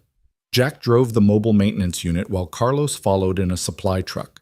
They talked through headsets, planning not just the immediate repair, but how to use this crisis as a teaching opportunity. This is how it starts, Carlos said. One emergency, one rescue, then they see what proper maintenance means. They arrived to find chaos at the Cheyenne Community Food Bank. Volunteers were frantically trying to save what they could, transferring food to smaller, inadequate coolers. The director, a woman named Patricia Hayes, looked ready to collapse from stress. You're the team from Montana. She grabbed Jack's hand like a lifeline. Please, we're losing everything. 300 families depend on us, and we're failing them.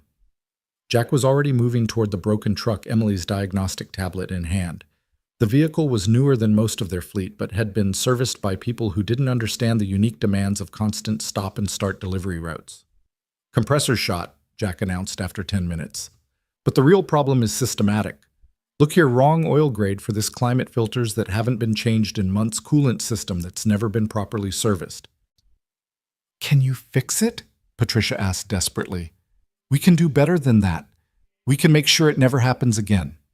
Carlos, start on the compressor. I'm going to gather their maintenance staff. What Jack found was depressing, but not surprising. The food bank's maintenance staff was one part-time mechanic named Earl, 70 years old, and clearly overwhelmed, and a collection of volunteers with good intentions but no training.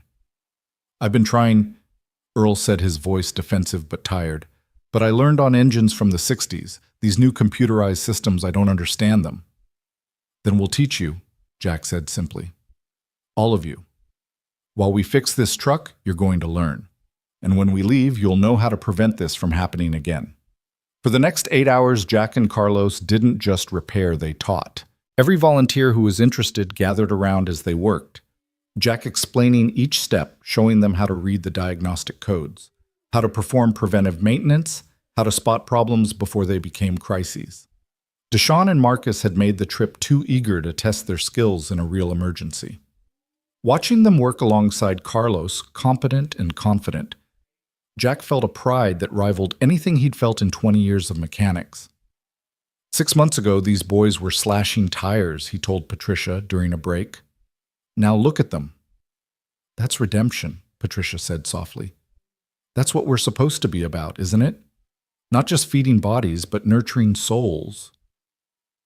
By evening, the truck was running better than it had in years. But more importantly, Earl and 3 volunteers had successfully diagnosed and repaired a minor issue on another vehicle under Jack's supervision. I haven't felt this useful in years, Earl said, his eyes bright with renewed purpose. I thought I was too old to learn new tricks.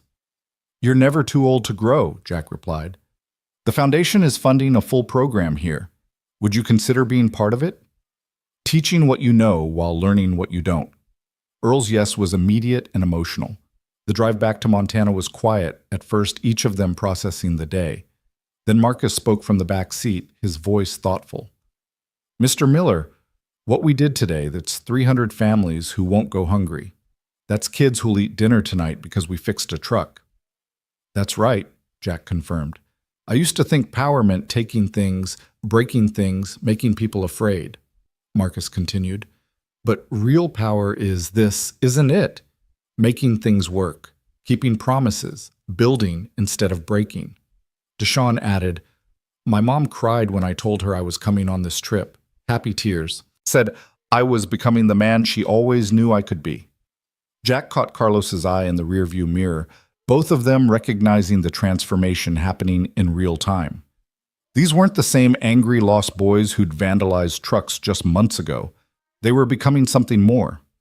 Back in Millfield, they returned to find the garage buzzing with activity. Catherine Reynolds was there along with several people in business suits who looked important and impatient. Jack, perfect timing, Catherine said. These are representatives from the Morrison, Hartley, and Chen Foundations. They've come to see your operation firsthand. For the next 2 hours, Jack gave a tour that was more than just showing off facilities. He introduced them to each team member, let them hear Deshaun explain the diagnostic process he'd just used in Cheyenne, had Emily demonstrate the fleet management system, watched Dave Morgan honestly discuss his own journey from adversary to advocate. This is remarkable, said William Chen, whose foundation served the Pacific Northwest. But can it really be replicated? The human element seems so specific to your personal story. Jack thought carefully before answering. Every community has people like Deshaun and Marcus, young people who've made mistakes but deserve second chances. Every community has veterans like Carlos and his team, skilled people looking for missions that matter. Every community has Dave Morgan's people who've prioritized the wrong things but can still choose differently. The model works because it recognizes that fixing vehicles and fixing lives aren't separate missions. They're the same mission. William Chen exchanged glances with his colleagues. We're prepared to commit $5 million to expansion, but we need assurance that you personally will oversee the implementation. That means you'll be traveling a lot, Catherine warned Jack quietly. Emily has an entire community here, Jack interrupted, looking at his daughter, who was showing the Morrison Foundation representative her latest app updates. She has Mrs. Chen and her family Carlos and Sophia, Father Martinez, all the people who've become our extended family. And she's strong enough to handle this. She's Sarah's daughter. The contracts were signed that evening in a ceremony that felt both momentous and intimate. The garage where Jack had spent countless hours was transformed with lights and tables, the whole community invited to witness the birth of something larger than any of them had imagined. Father Martinez offered a blessing, his words carrying across the gathered crowd. From one act of selfless service, a movement is born. From one man's choice to help a stranger, countless strangers will find help. This is how God works through ordinary people doing extraordinary things. Mrs. Crowfeather was there with her grandchildren Joseph, now wearing a Reynolds Foundation maintenance uniform, having been hired as an apprentice. She approached Jack during the reception. My grandfather had a saying, she said, the river that gives water to others never runs dry. You've become that river, Mr. Miller, you and your daughter both.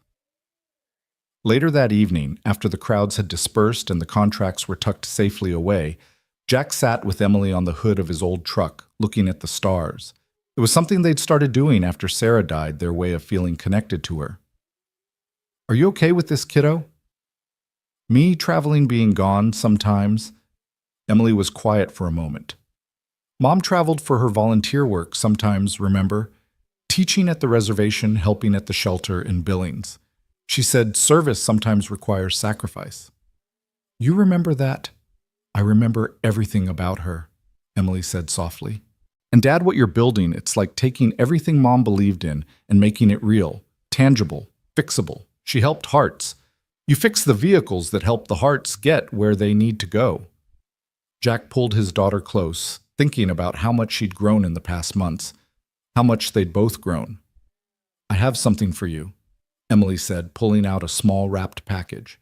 I've been working on it with Sophia and the team. Inside was a custom-engraved multi-tool similar to Jack's grandfather's, but modernized. On one side was engraved Miller Mechanics Service above self, and on the other a quote from Sarah, "Every action creates ripples." The QR code on the handle, Emily explained, links to our complete training database.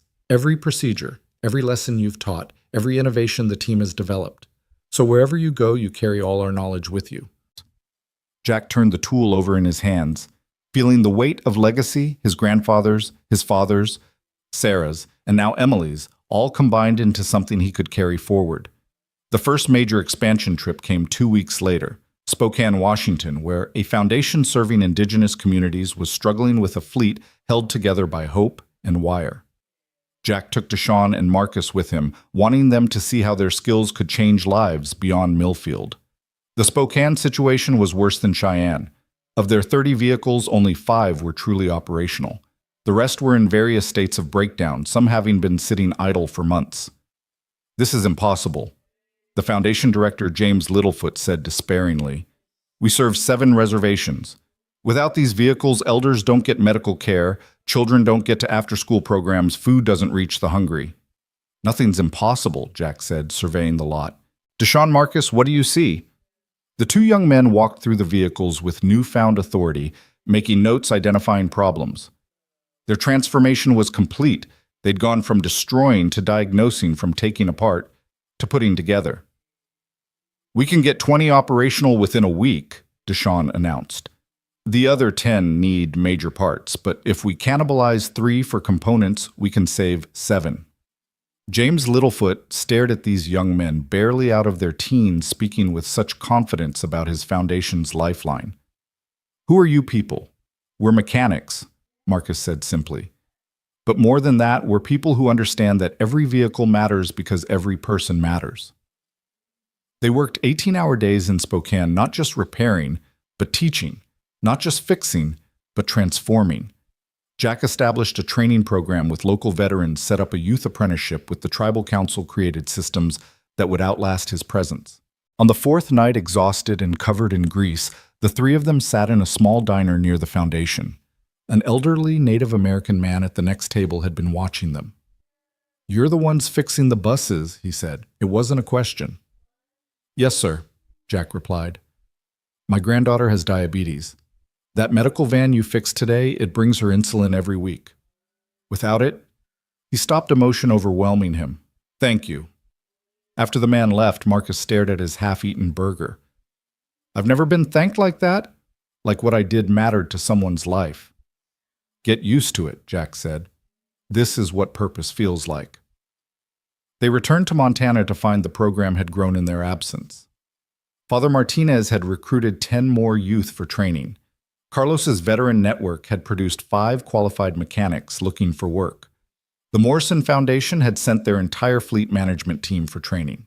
But it was Emily's development that amazed Jack most.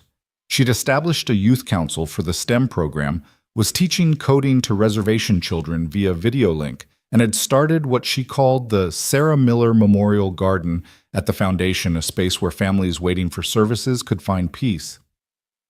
She's becoming a leader, Catherine Reynolds told Jack one afternoon, watching Emily coordinate a team of peers working on the latest app updates. Just like her mother, just like you, but in her own unique way. That evening, as Jack prepared for his next trip, Boise this time, Emily helped him pack. She'd created a detailed checklist, organized his tools, even prepared briefing documents on the Boise Foundation's specific challenges. "You're 12 years old," Jack said, amazed. "When did you become my logistics coordinator?" "When you started changing the world," Emily replied matter-of-factly. "Someone has to keep you organized while you do it." The Boise trip revealed new challenges. The foundation there served migrant farm workers, and their vehicles needed to be mobile service centers providing everything from medical care to legal aid to education. The complexity was staggering. "We need vehicles that can transform," the director Maria Santos explained. "Medical clinic in the morning, classroom in the afternoon, legal aid office in the evening." Jack studied the problem, then called Emily. "Remember that modular design you were sketching last week? The transformable interior system, Dad, that was just an idea.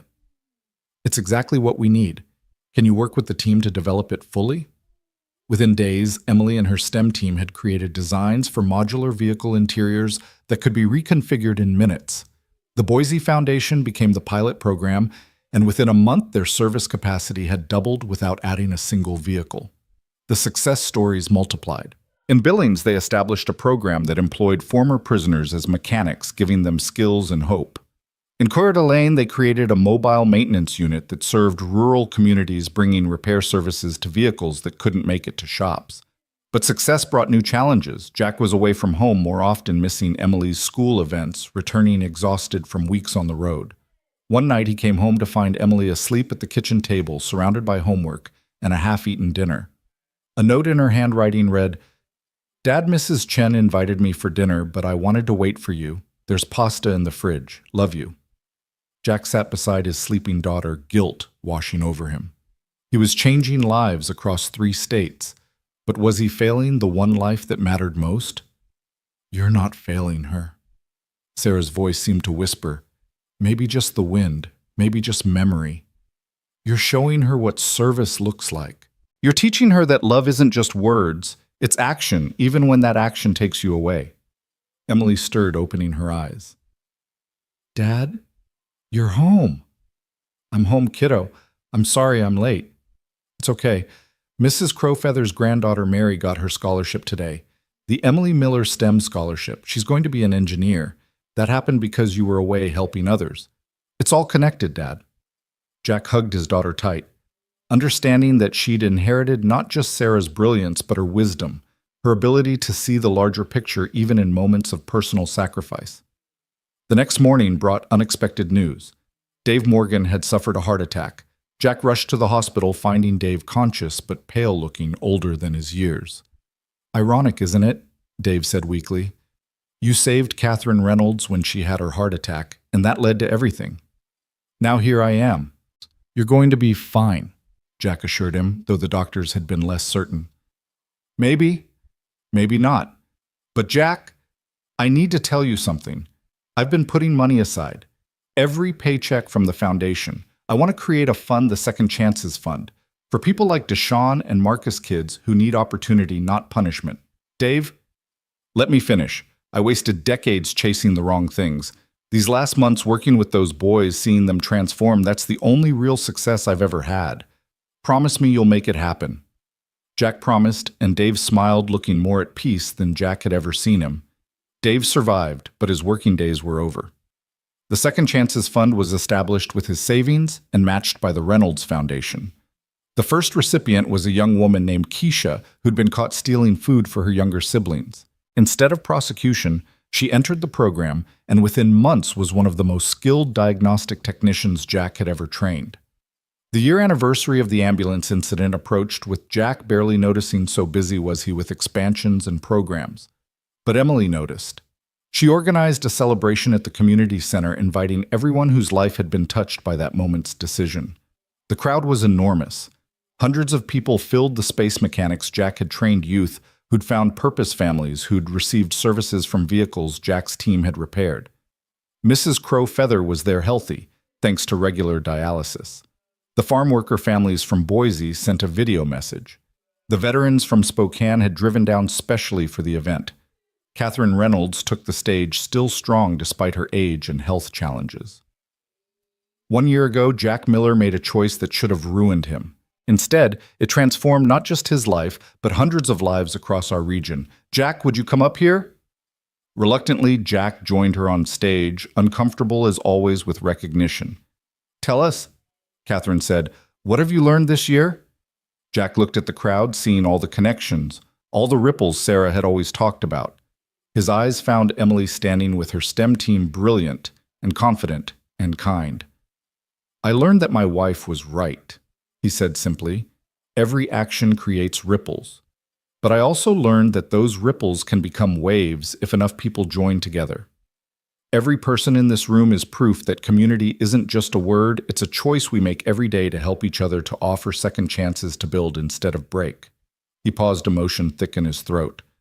A year ago, I was just a mechanic who ran toward an ambulance. Today, we're a movement that's transforming how foundations serve their communities.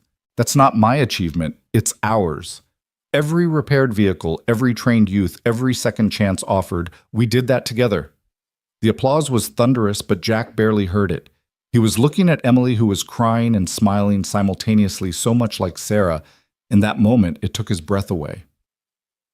After the celebration, as people slowly dispersed, Jack and Emily stood outside the community center, the same spot where they'd stood after his first Reynolds Foundation presentation. It's been a hell of a year, kiddo, Jack said. Mom would be so proud, Emily replied. Not just of what you've built, but of who you've become. Who we've become, Jack corrected. None of this happens without you. A car pulled up Catherine Reynolds again, but this time she wasn't alone. A young man in an expensive suit stood beside her, looking uncomfortable but determined. Jack, Catherine said, this is my grandson, William. He's been living in New York working on Wall Street. He's read about your program. William stepped forward, extending his hand. Mr. Miller, I want to learn. Not the business side, I know that. I want to learn mechanics. I want to understand how things actually work, how to fix things with my hands, not just spreadsheets. Jack studied the young man's soft hands that had never held a wrench, expensive shoes that would be ruined in a day, but something genuine in his eyes. It's hard work, Jack warned. No special treatment because you're Mrs. Reynolds' grandson. I wouldn't want any, William said firmly. I've spent 5 years making rich people richer. I want to do something that matters. Jack looked at Catherine, who smiled. Another ripple, she said simply. As they walked back to the truck, Emily asked, Are you really going to train a Wall Street banker to be a mechanic? Everyone deserves a chance to find their purpose, Jack replied. Even rich kids who've lost their way. Like Deshaun and Marcus, just from the other direction, Emily observed. Exactly. That night, Jack sat at his kitchen table updating the training manuals for the newest expansion sites. Emily worked beside him on her homework, the comfortable silence of shared purpose filling the space. Outside, Millfield slept peacefully, unaware that in this small house, a revolution in community service was being planned and refined. Jack's phone buzzed with messages from the various sites, successes, challenges, requests for guidance. Each message represented lives being changed, communities being served, promises being kept. Dad, Emily said suddenly, I've been thinking about Mom's ripples metaphor. I think she was wrong about one thing. Oh, she always talked about dropping a stone in water and watching the ripples spread. But what you've done, it's more like teaching other people to drop their own stones. The ripples aren't just spreading from one point. They're overlapping, reinforcing each other, creating patterns nobody could have predicted. Jack looked at his 12-year-old daughter, wise beyond her years, carrying forward Sarah's legacy in ways neither of them could have imagined. You're right, he said. It's not just ripples anymore. It's a wave of change. The wave of change Emily had described crashed into reality 6 months later. When William Reynolds, Catherine's grandson, stood in the garage at 5 a.m, his soft hands now calloused and scarred, rebuilding an engine with the focused intensity of someone who'd finally found their calling. Jack watched from the doorway, remembering the Wall Street banker who'd arrived in Italian leather shoes, now transformed into someone who understood that real value wasn't measured in stock prices, but in lives served. Compression's still off, and William muttered, not looking up from his work. The head gasket's warped. This whole engine needs rebuilding, not just patching. Good catch, Jack said, stepping into the garage. 6 months ago, you wouldn't have known a head gasket from a head of lettuce. William laughed, a sound that had become more common as the pretension of his former life had been stripped away layer by layer like old paint from metal. 6 months ago, I thought I was important because I moved millions of dollars with a keystroke. Now I know I'm important when Mrs. Chen's delivery van starts on a cold morning. The transformation hadn't been easy. William's first week had been brutal to Sean, and Marcus had shown no mercy, making him prove himself just as they'd had to. But something in William had responded to the challenge, perhaps the same something that had made his grandmother Catherine build a foundation instead of just inheriting wealth. Your grandmother's here, Jack said, nodding toward the office where Catherine Reynolds was reviewing expansion plans with Emily, who had become an unofficial strategic advisor despite being only 13 now. Already. William checked his watch, leaving a fresh grease mark on his face. The board meeting isn't until 9.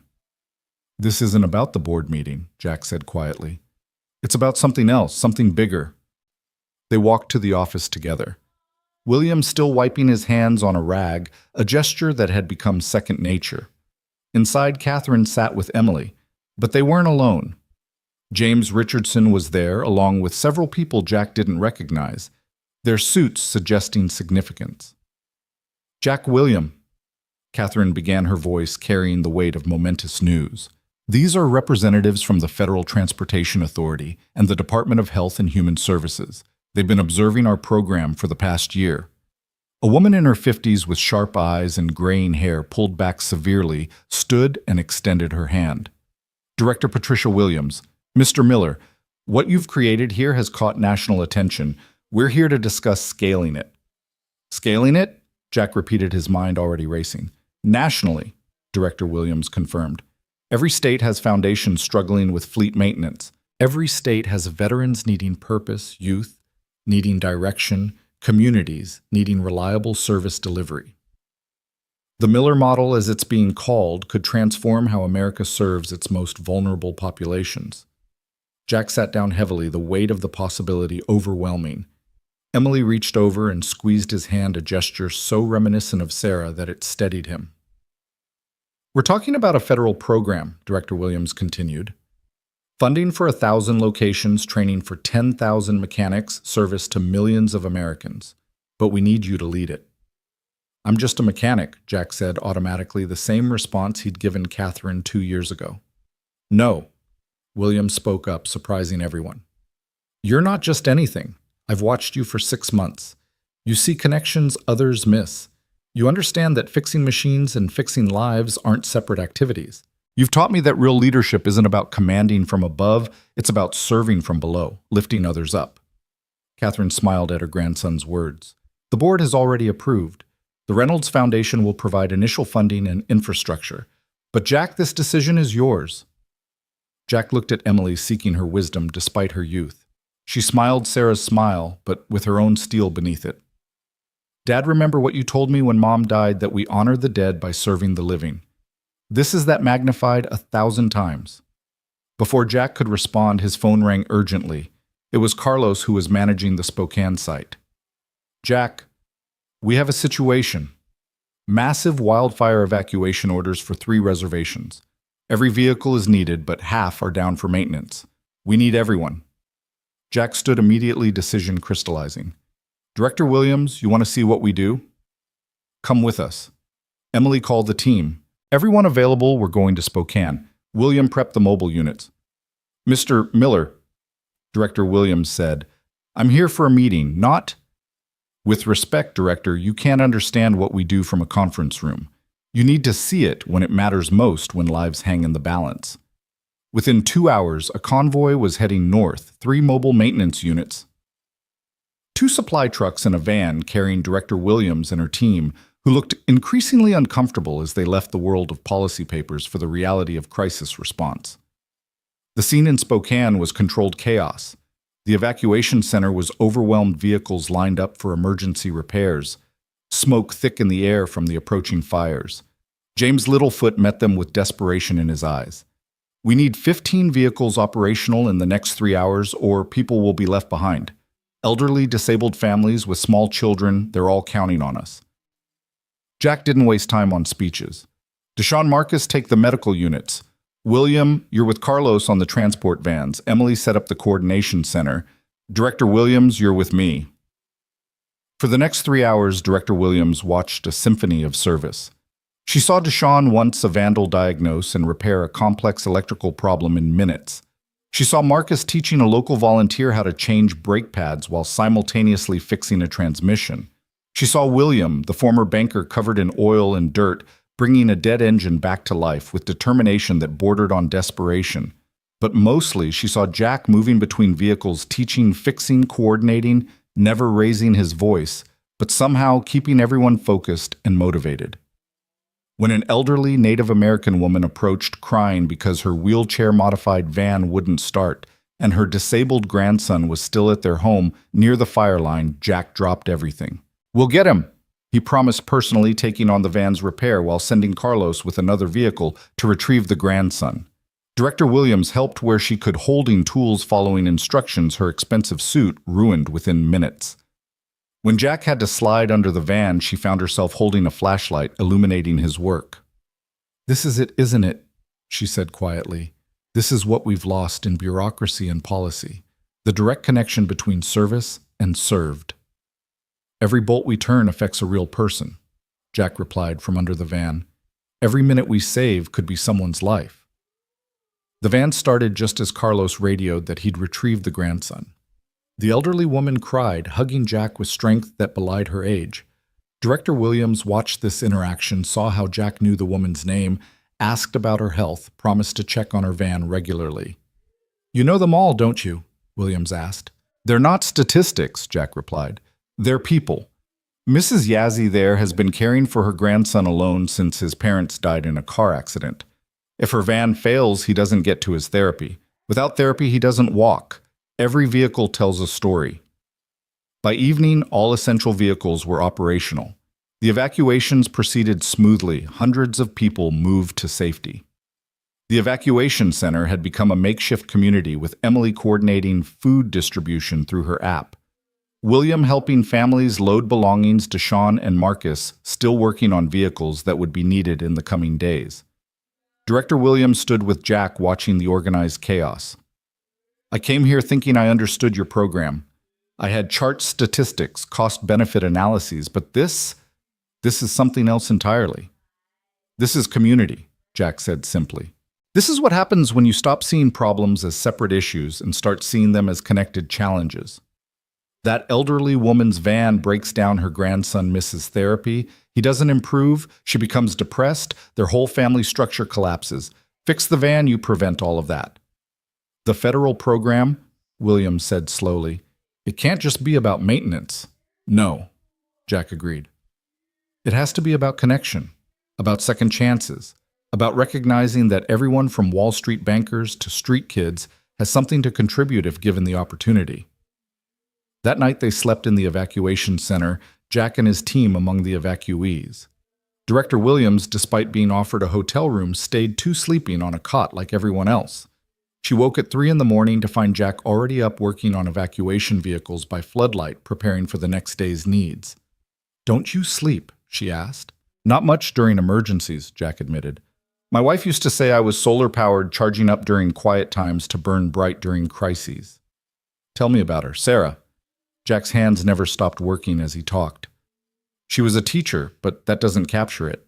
She taught kids to see beyond their circumstances.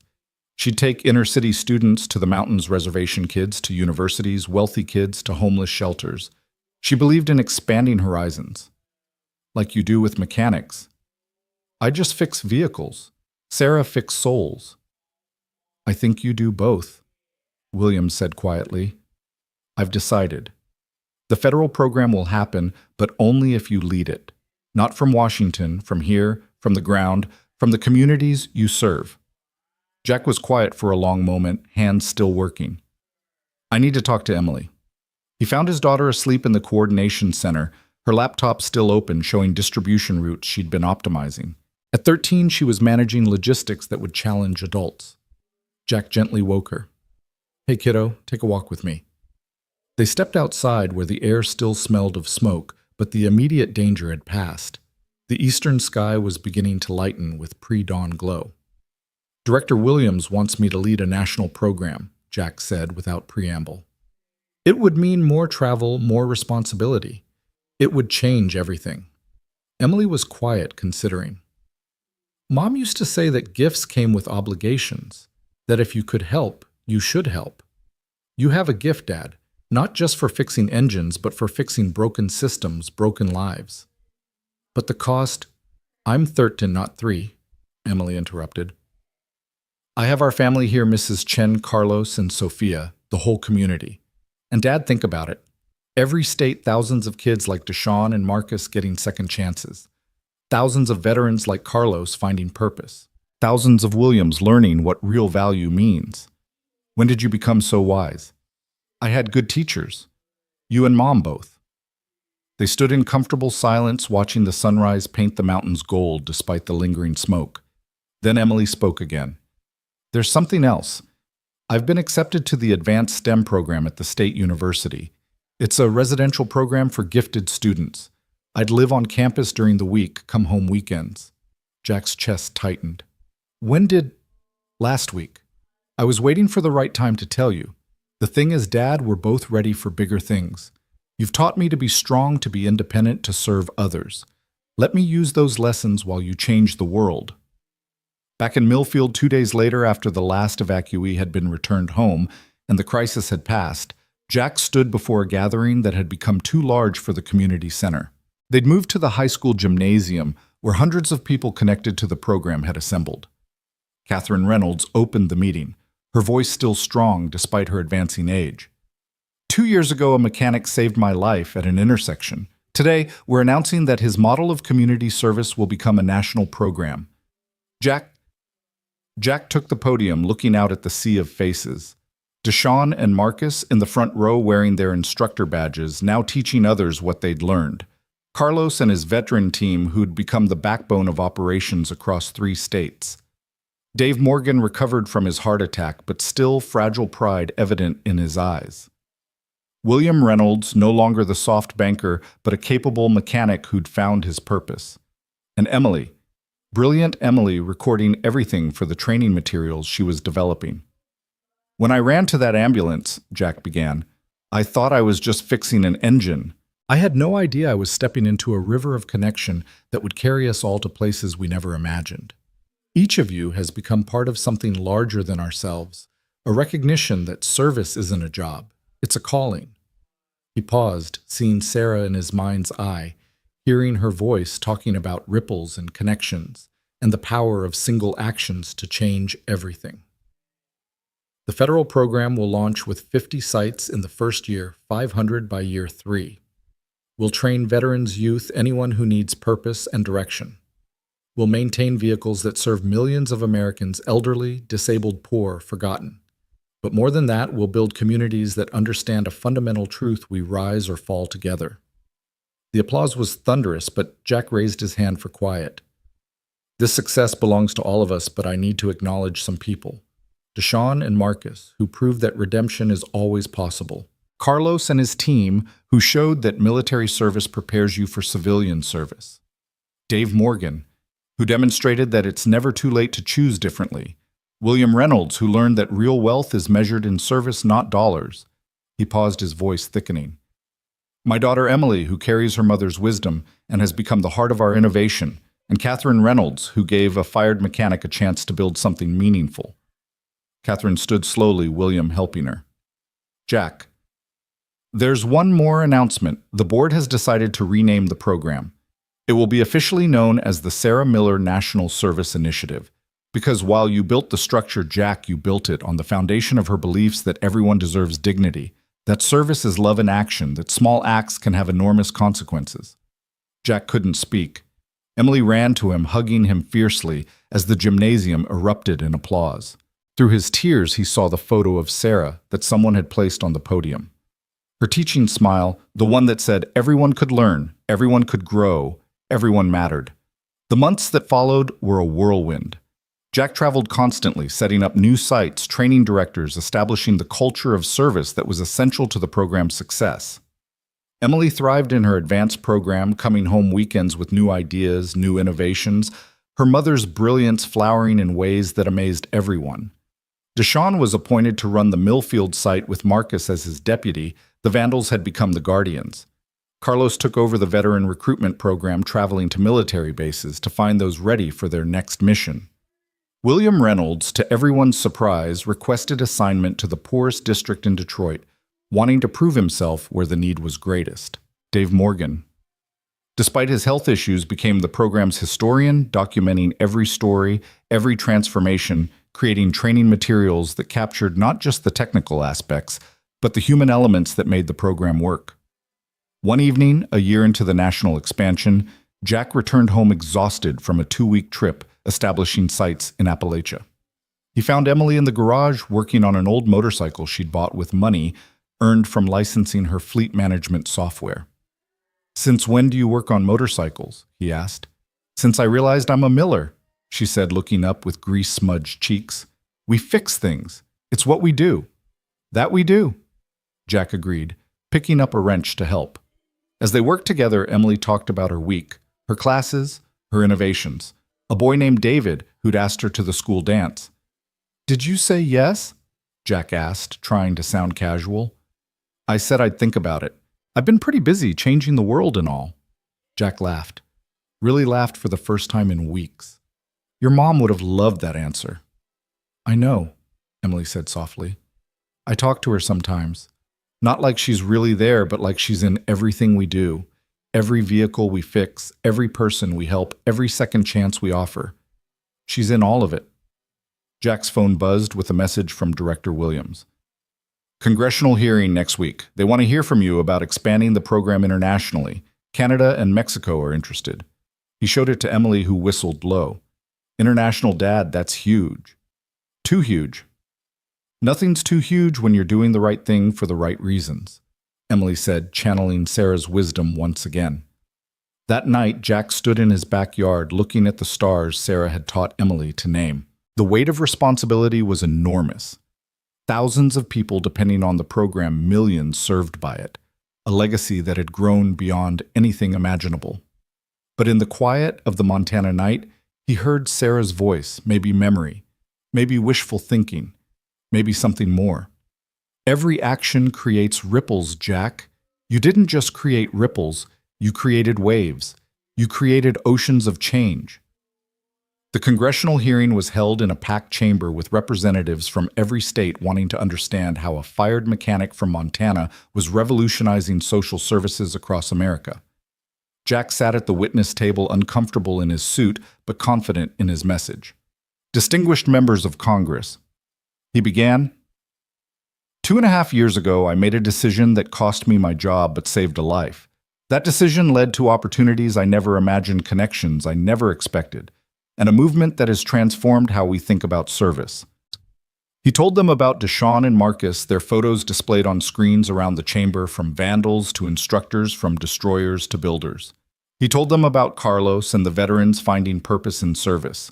He told them about William Reynolds leaving Wall Street to find meaning in Detroit's poorest neighborhoods. But most importantly, Jack said, "I want to tell you about the people we serve. Mrs. Crowfeather, who gets her dialysis because our vehicles run. The homeless families who get food because our refrigerated trucks work. The disabled children who get to therapy because our vans are reliable. Every statistic represents a human being whose life is better because someone cared enough to fix what was broken." A congressman from Texas asked, "Mr. Miller, your program costs significantly more than traditional maintenance contracts. How do you justify the expense?" Jack had been prepared for this. "Sir, with respect, you're measuring the wrong things. Yes, we spend more on training, on wages, on community integration. But we save exponentially more. Every young person who enters our program instead of prison saves the state hundreds of thousands of dollars. Every veteran who finds purpose with us doesn't become a suicide statistic. Every vehicle that doesn't break down means medical appointments kept, jobs retained, families fed. The cost isn't just justified, it's an investment in America's future." The congresswoman from California leaned forward. Mr. Miller, you speak eloquently for someone who claims to be just a mechanic.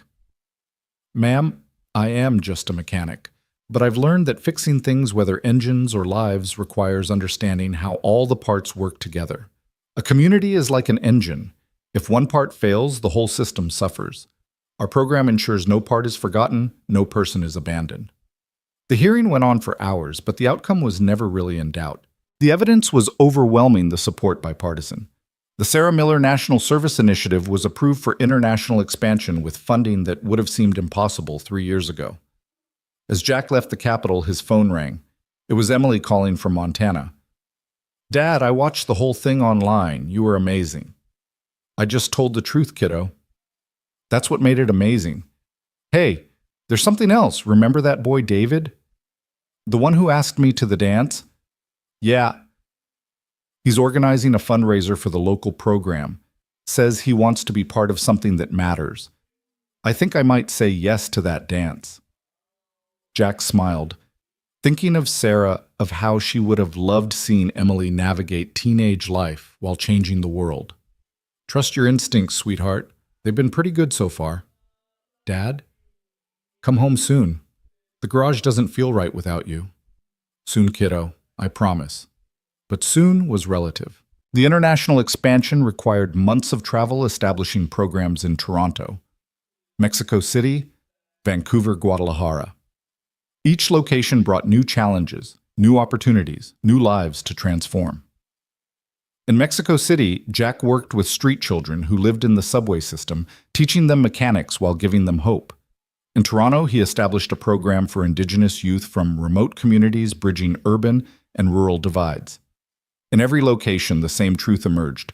People needed purpose as much as they needed food, needed dignity as much as they needed shelter. Through it all, Emily grew into a remarkable young woman. At 15, she was co-directing the technological development of the entire program, her innovations saving millions while improving service delivery.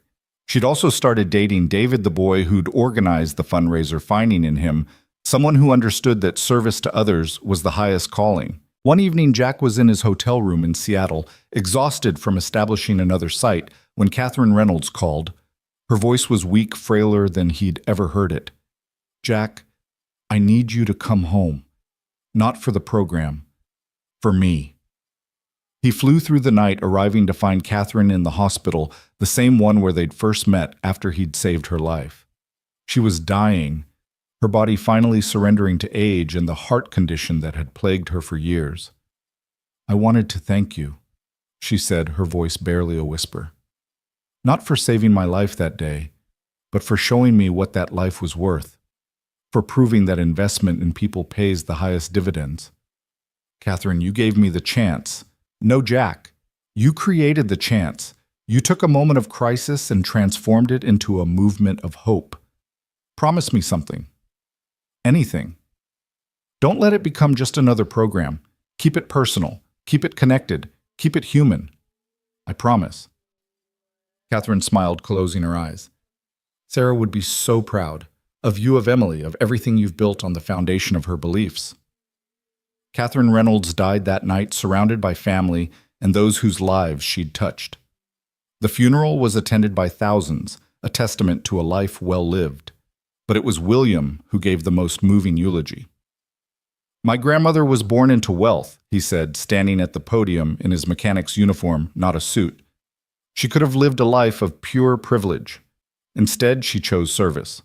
But her greatest act of service might have been recognizing Jack Miller's potential, seeing in a fired mechanic the seeds of national transformation. He paused, looking directly at Jack. She used to say that wealth wasn't what you had, but what you did with what you had. Jack Miller had skills, compassion, and courage. He's done more with those than most do with millions. Grandmother saw that. She invested in that. And that investment has paid dividends that will ripple through generations. After the funeral, the Reynolds Foundation board met. They offered Jack the position of executive director, essentially Catherine's job. He declined. I'm a mechanic, he said simply. I belong in the garage with the vehicles, with the people. But Emily, He looked at his daughter, now 16, brilliant and compassionate in equal measure. Emily has her mother's vision and Catherine's strategic mind. Train her. In 2 years, when she's 18, she'll be ready to help lead this foundation into its next chapter. The board was skeptical until Emily presented her 5-year plan, a comprehensive vision that integrated artificial intelligence with human service that expanded the program to include renewable energy vehicle conversion that created pathways from service to ownership, allowing program graduates to eventually own their own shops. "This is remarkable," the board chair said. "You're 6 Age is just a number," Emily replied with Sarah's smile. "Impact is what matters." The program continued to grow. By year 4, it operated in every state, 200 Canadian locations, and 50 sites in Mexico. Deshawn had become a national trainer, traveling to share his story and expertise. Marcus had written a book about redemption through service, which became required reading in the program.